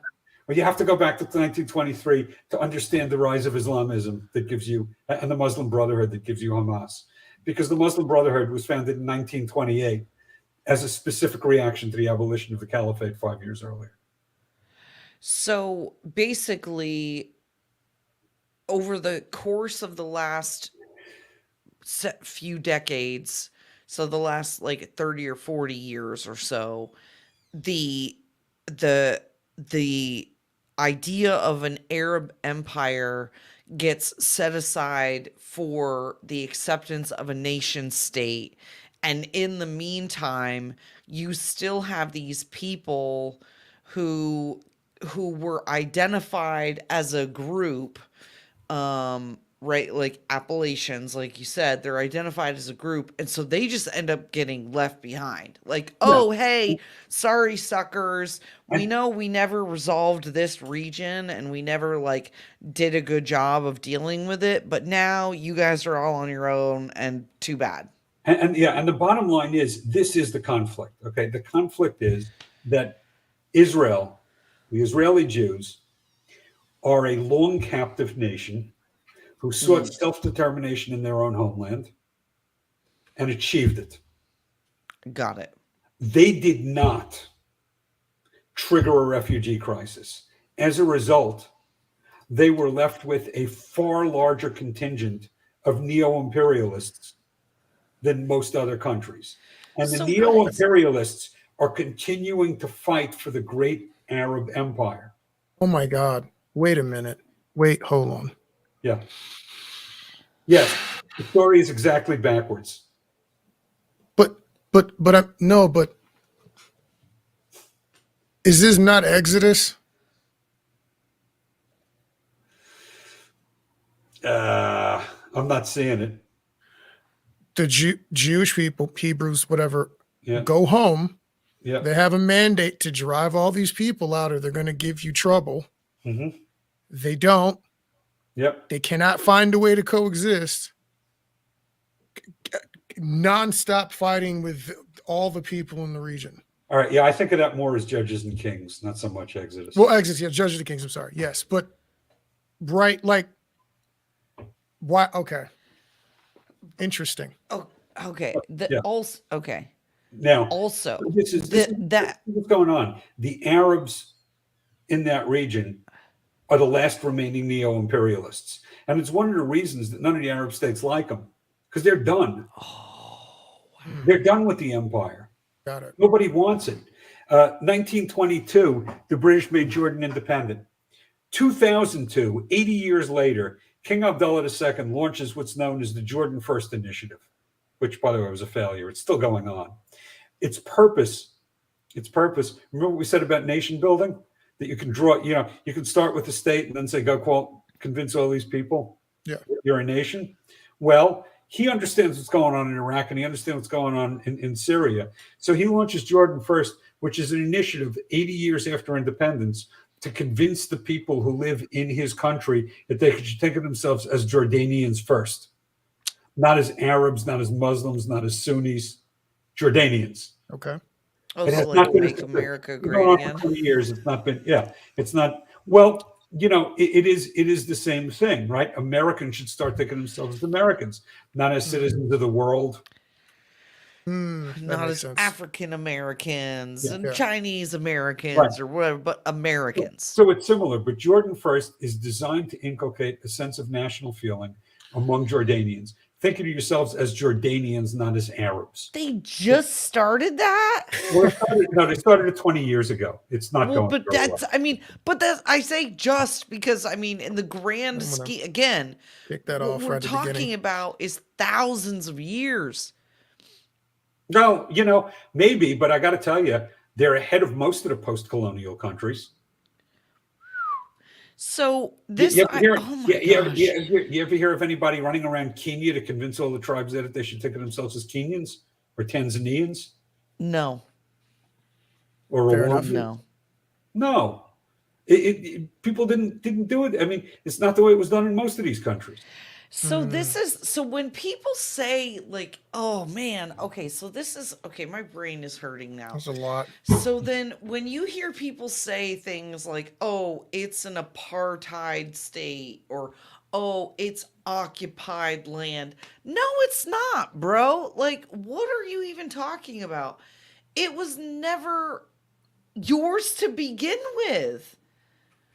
If it, So, wait a minute. like, It was. who is it It was- occupied it was- from? It was Britain? partially, Hang on. It was part of the empire.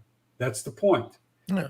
It is national self-determination on imperial land. The emperor's people always think that the dismemberment of the empire was a crime. Putin says the dissolution of the Soviet Union was one of the greatest tragedies of the 20th century.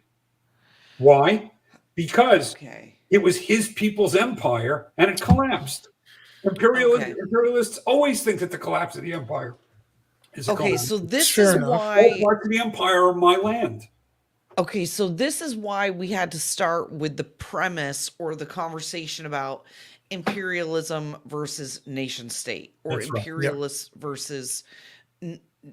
Okay. Yeah, but by because- imperial rules, when you take an L, a loss, Then, yeah. you just got to you got to take that loss. You Well, gotta- Well, no, you don't. You can always fight for it back, right? Like if you think but- that there's supposed to be an empire, But if then they're- you never stop fighting. But if your claim is Ever. imperial, but the problem, I think this is the problem we have when we look at like Hamas and the techniques certain people are using. Either you lost a war against an enemy state and you continue to fight and you're getting your behind whooped, or not. But you can't say, oh, we're being treated unfairly and they're attacking our people when you haven't given up. Well, it it's wasn't even it's still yours to combat. begin with. Yeah, but they're like everybody else. I mean, they're like everybody else who gets trapped in decolonization. I mean, who went door to door in 1991 and said to people, listen, I know you've been a Soviet citizen for a long time, but tomorrow you're a citizen of Kazakhstan. Well, some people were happy with that. Not everybody. Okay. Who gets to say, right? The government changed. You used to be a majority in a big country. Now you're a minority in a smaller country. You're like, well, I don't like that deal. How bad? Who asked you? I mean, this is the way the world works, right? Well, and Fair. The American Revolution, we talk about it as a great thing. What about the people like the British? Right? Nobody Yeah, cares about didn't the you- British. I mean, Didn't you I'm- just I'm- say, I'm- Benjamin? Who told me that earlier? Was it you, Benjamin, told me earlier that like only 3% of the people that were here fought in the Revolutionary Bruce. War? No, that wasn't Oh, it me. was Bruce. Yeah. Oh, not me. No? Where did we? I didn't say that 3% of the people would. I'm just It thinking, was- so I'm living in New York City and I'm a very happy, loyal British citizen. And I think King George is great. And they fight this revolution. And all of a sudden people say to me, well, you could move to Ontario. I don't want to move to Ontario. I'm a New Yorker. I'm like, well, sorry, New York is no longer part of the British, is no longer under King George's sovereignty. Fair. So to a certain extent, if I could distill down all of this conversation, the answer is too bad. So sad. No, the answer is worse than that. Oh, You want to know the key to regional peace? You want to know the key to regional peace? You know how? Do you know how wars reach peaceful resolution? Somebody wins. Somebody wins and somebody loses. Okay, the situation cannot stabilize until there is another refugee crisis, and that refugee crisis will either be every Jew who can escape fleeing westward, probably, or Every Arab.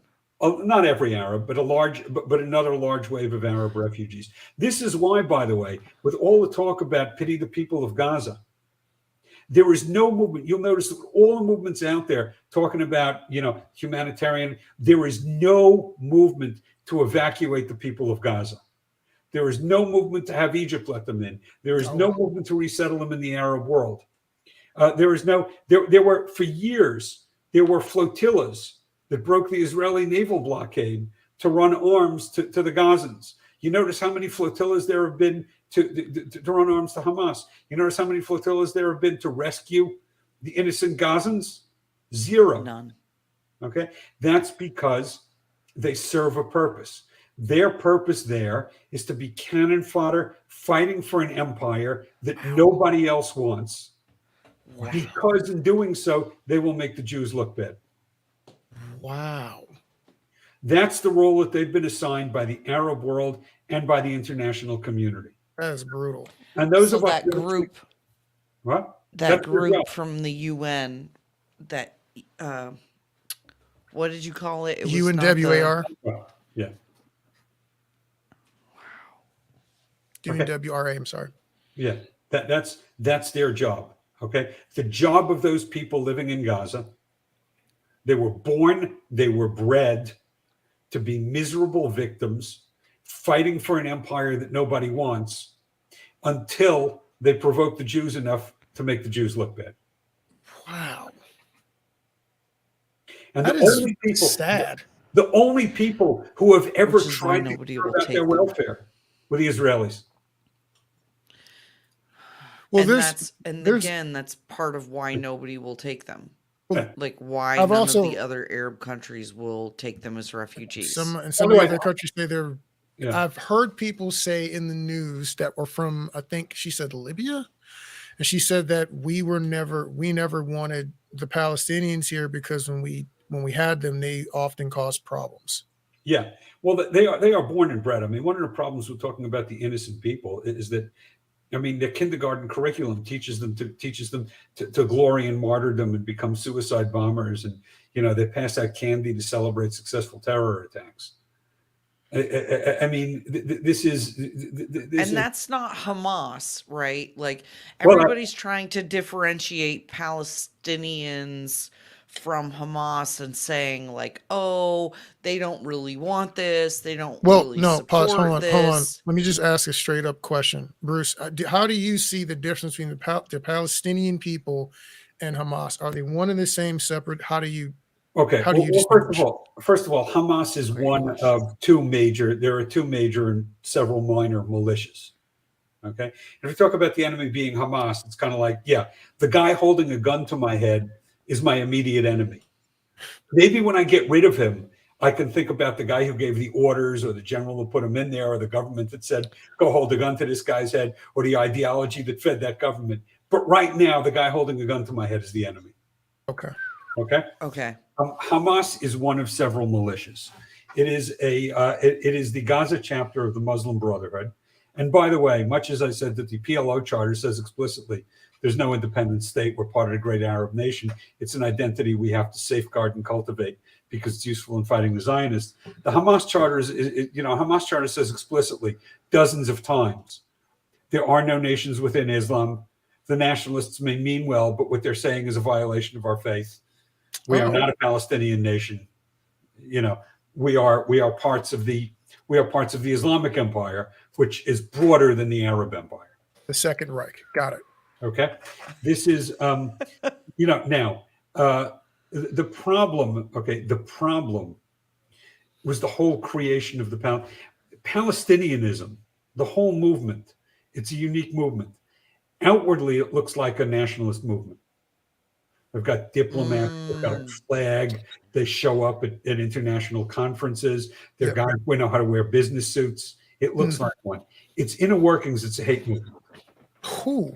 Okay. What was the first movie shown in the White House? Do you know? Birth of a Nation, right? Birth of a Nation. What was the nation? Israel? No. Birth of a Nation, the movie. Why is it so deeply offensive? What was the nation that was born in the Birth of a Nation? You know? I've never watched that don't know. movie, to be totally honest with you. It was the Ku Klux Klan. I remember the Klan was involved, so I assumed it was America, but okay. Got No. it. What? The nation was the Ku Klux Klan, and the alternative name of the movie was the Klansman. Really? Okay. Birth of a Nation, the nation was the Ku Klux Klan. That's the kind of nation Palestinianism is. It's a hate movement. It's a supremacist hate movement.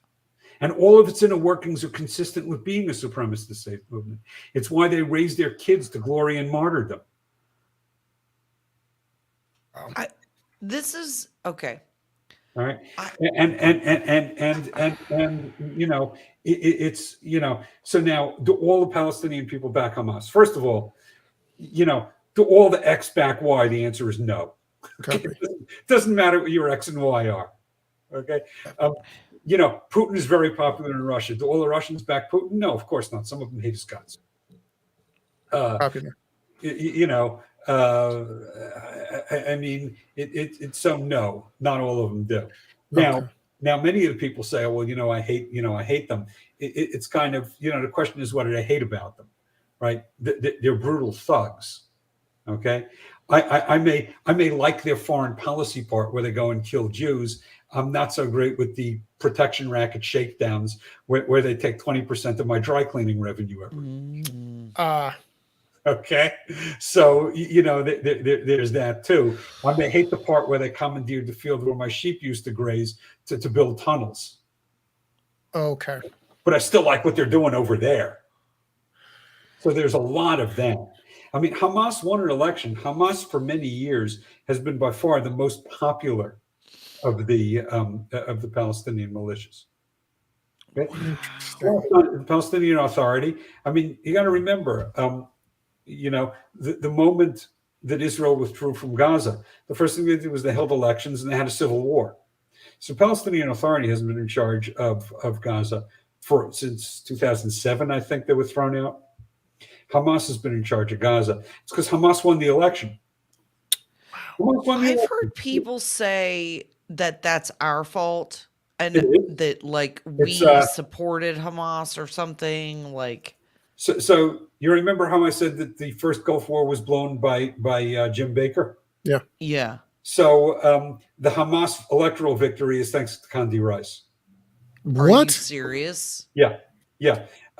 Netanyahu warned Bush. He said, if you push 4 elections, Hamas will win. And and Bush was going to back off and say, maybe now's not time. They don't exactly hold the cleanest elections, but Bush was prepared to back off and say, maybe it's not time to hold elections. Condi Rice ran them down his throat. Wow. What? Okay. You may note that I'm not a great partisan. Well, we're not either. I mean, we kind of not either. Look, just to give you an example, if you read the comment that we have down here, I'm gonna let me clean this up. Yeah, you never brought in your audience, and we're like, we had a question. We've got a ton of viewers, but we don't normally have this few comments people must just really be listening. Well, Dan said, Dan asked you, Bruce, why do all the neocons insist on supporting Israel when the Palestinians are treated like third-class citizens? Citizens of what country? But go ahead and answer the question. Well, I'm not going to be one to speak for the neocons. I've split with them the dipshit neocons. I've split with them over a large number of issues, and quite frankly, most of them at the moment are backing the Biden administration, which just completely perplexes me and blows up any understanding I once thought I have of what they stood for. But at the end of the day, Israel actually treats its Arabs as well as it can. It keeps looking for ways to loosen it. The reason that the Hamas operatives were so effective, the Palestinians who infiltrated on October 7th were so effective, was that Israel granted work permits to Gazans who came in to case the joint. The people who came in and raided the kibbutzim knew where everything was in the kibbutzim because they worked there on work permits. That's what, gross. Dude? Yeah. So they knew they were attacking a bunch of innocent civilians who couldn't defend themselves.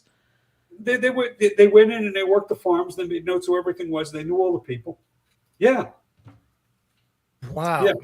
I have never heard that. I've not heard anybody say that. By the way, I wrote a book published in 2017. It was self-published on Kindle. It's called An American Vision for the Middle East. Yeah.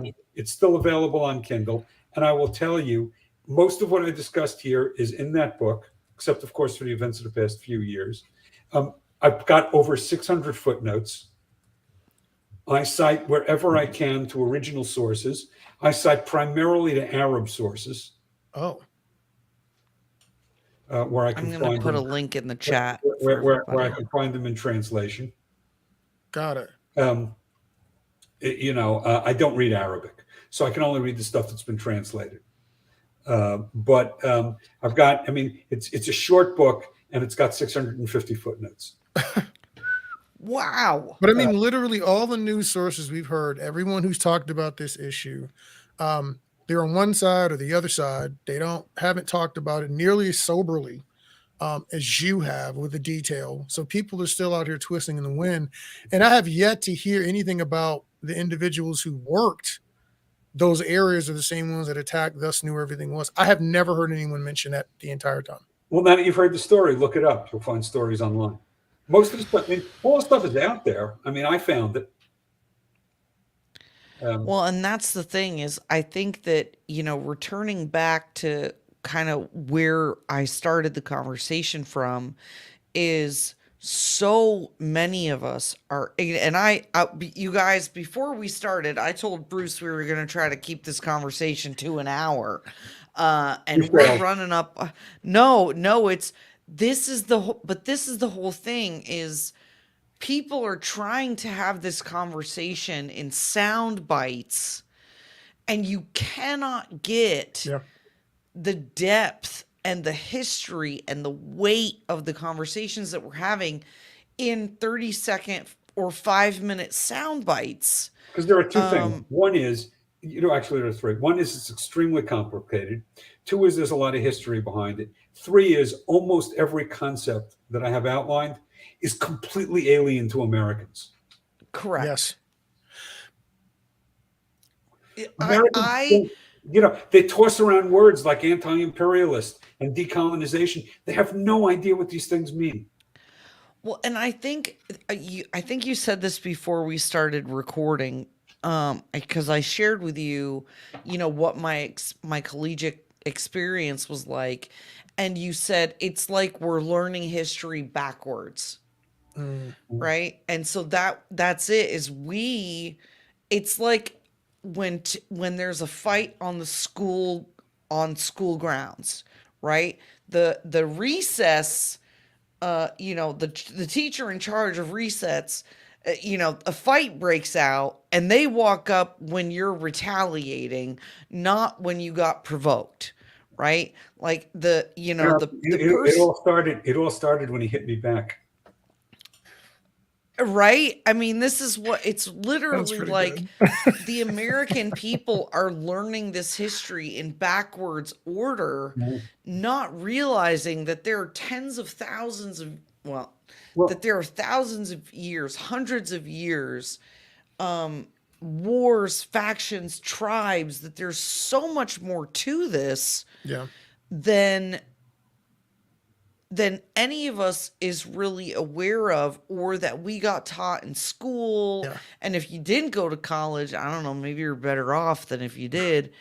And so, but it's backwards. Look, if I walked into a room and all that I said was the Israelis are an indigenous people fighting for self-determination and the Palestinians are an imperial movement, nobody would know what the hell I was talking about. It actually takes 2 hours to explain that because everything that you've been taught about it is wrong and backwards. Yeah, literally. I feel like we're feeling some of this, or they're trying to get this to happen here. They're trying to break us into tribes to thus undermine the foundation of what it means to be America in order to create a similar situation in our country. So that we'll infight. It's explicit. This was an article I wrote. I think this was my article that was supposed to appear on Christmas Day because the title was something about justice and peace on earth. But they didn't. They ran it like a week late and it didn't work as well. It didn't work. But the basic theme is, this is something I realized standing on a protest line years ago. And I'm out there, everybody else, and we're chanting "No justice, no peace." And then I did the worst thing that you could possibly do in a protest rally. Okay, this is the thing. I tell your audience, if you're ever at a protest rally, do not do this. I thought about what I was chanting. And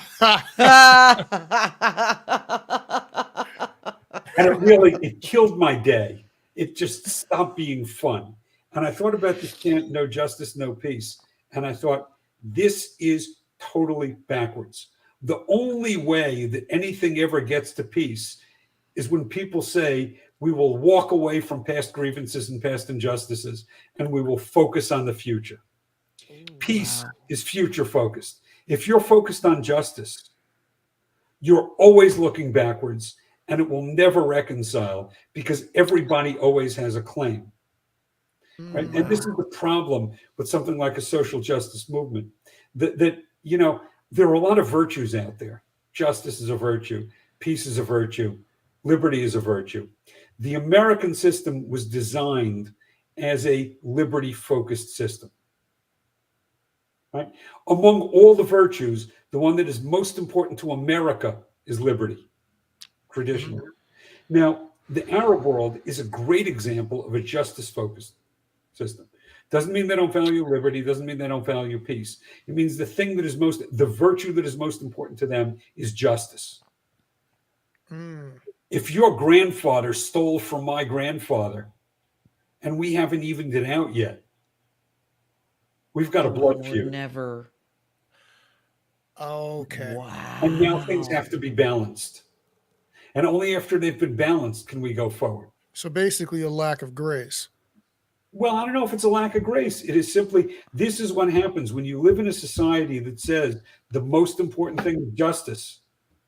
Everybody is always out nursing grievances. Well, let me explain that in a different way. So as a Christian, grace is undeserved is the whole point of grace.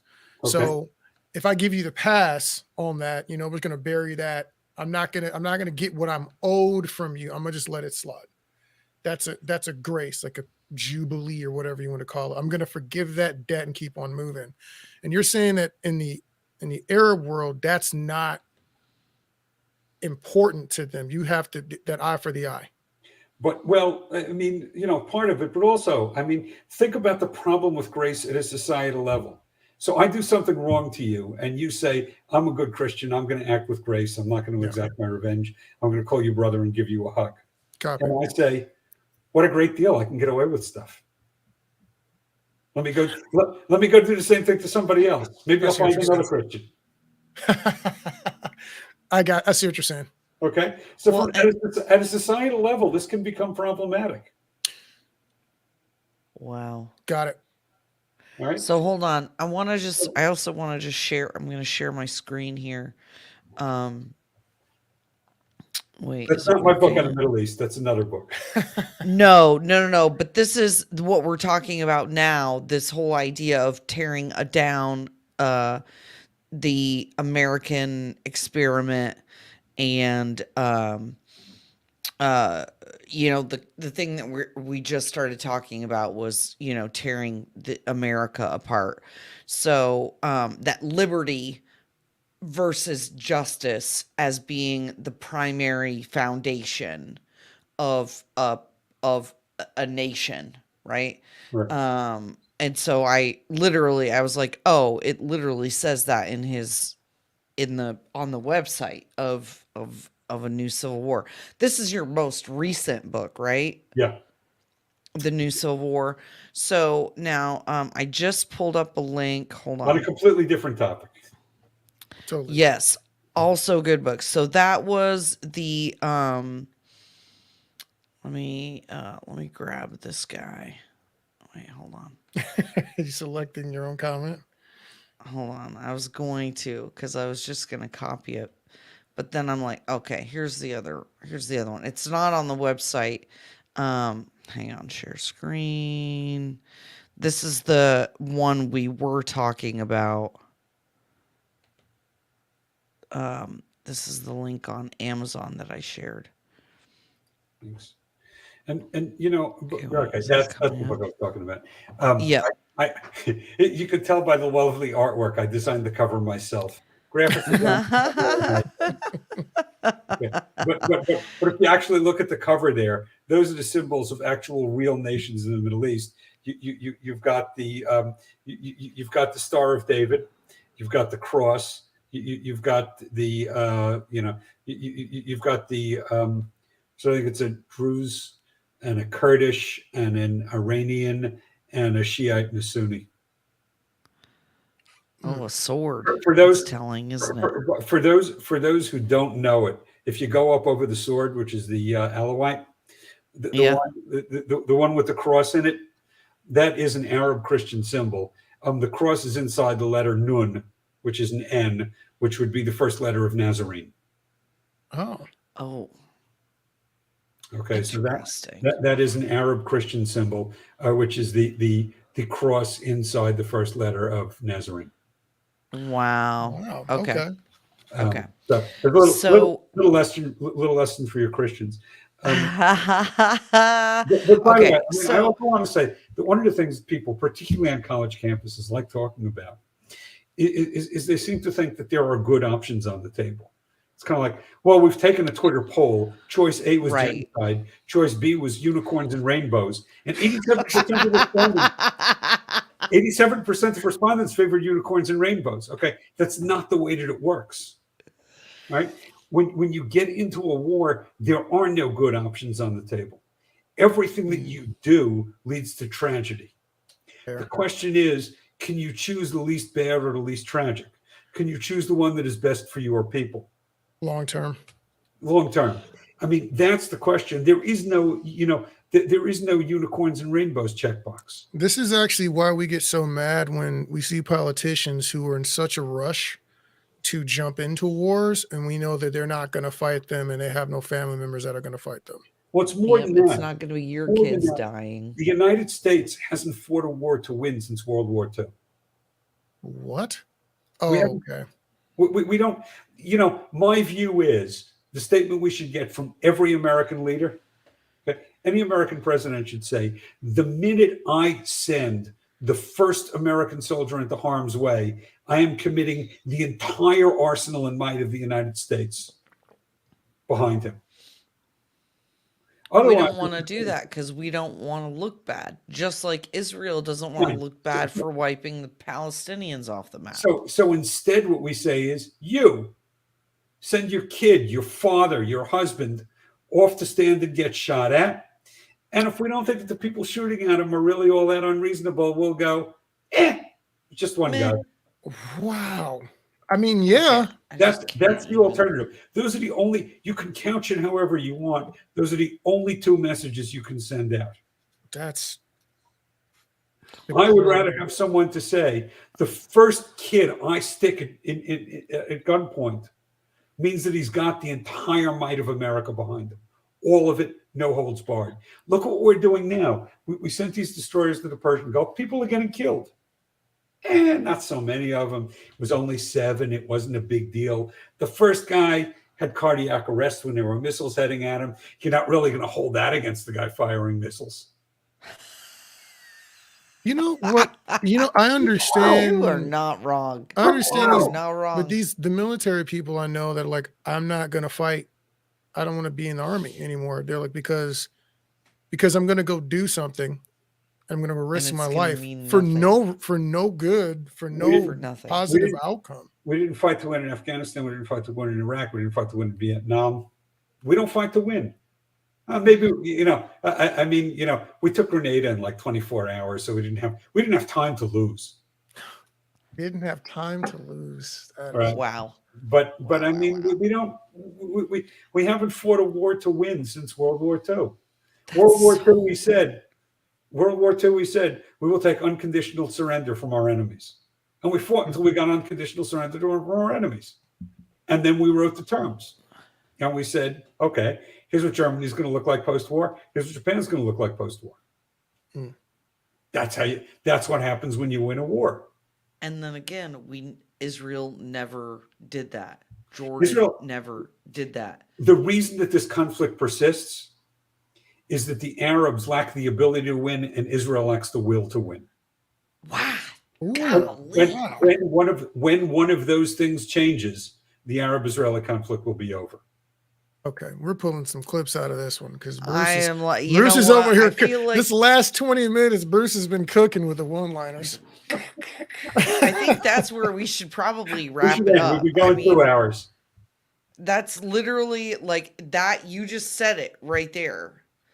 So I think that is the perfect place to put a pin in the conversation. Yep. Um, Dr. Abramson, Bruce, thank you so much for coming on the show. Thank you for sticking with us through this whole conversation and answering Thank, all of our questions. thank your Uh, listeners. They're circuitous. yeah, yeah, thank you to our viewers for sticking with us and for caring.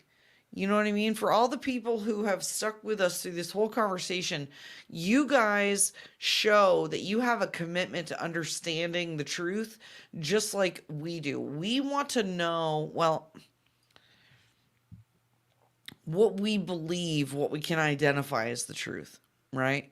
And I think that ultimately, if we can all learn to be um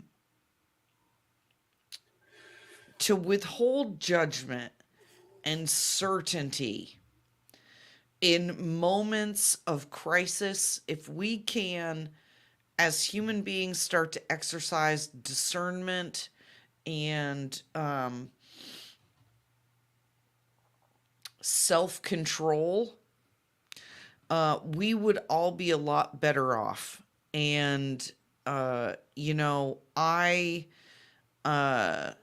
would love to have you back on, in another month or two as things progress, as we see what happens. Because I am deeply concerned about the movements that I'm seeing on college campuses around You this should be. conversation. I'm deeply concerned about the demonstrations we've seen, as political violence seemingly is now acceptable here in America, as demonstrated by the 2020 riots. I am deeply concerned for what is to come in America with this conflict. And so, would love to have you on again in the future to kind of unpack where we get to, especially now that you're in this role in academia, in admissions. I am going to want to hear your perspective after being in that role for even longer, and what you experience with your peers in the admissions, in academic admissions. I'm very curious Yep. because I think that's going to be a whole other conversation. Thank you. Yeah, I love it. All right. All right, Bruce. Again, thank you for coming on. Everybody, go check out Bruce. All his books, all his information you can find on his website, brucedabramson.com. Learn more about him, his books, his publications, his blog. He's also the director of the American Center for Education and Knowledge, which is the think tank based in New Hampshire. This guy is like smarter than everyone you know. Okay. And so if you're looking for information, if you're looking for knowledge, Bruce's books and publications are a great place to start. And like he said, it was a small book and he had 650 um, Footnote. notations. So you know that this is well researched. You know it's well founded. Go check him out. brucedabramson.com. Learn more. And we'll see you guys next week. See you next week.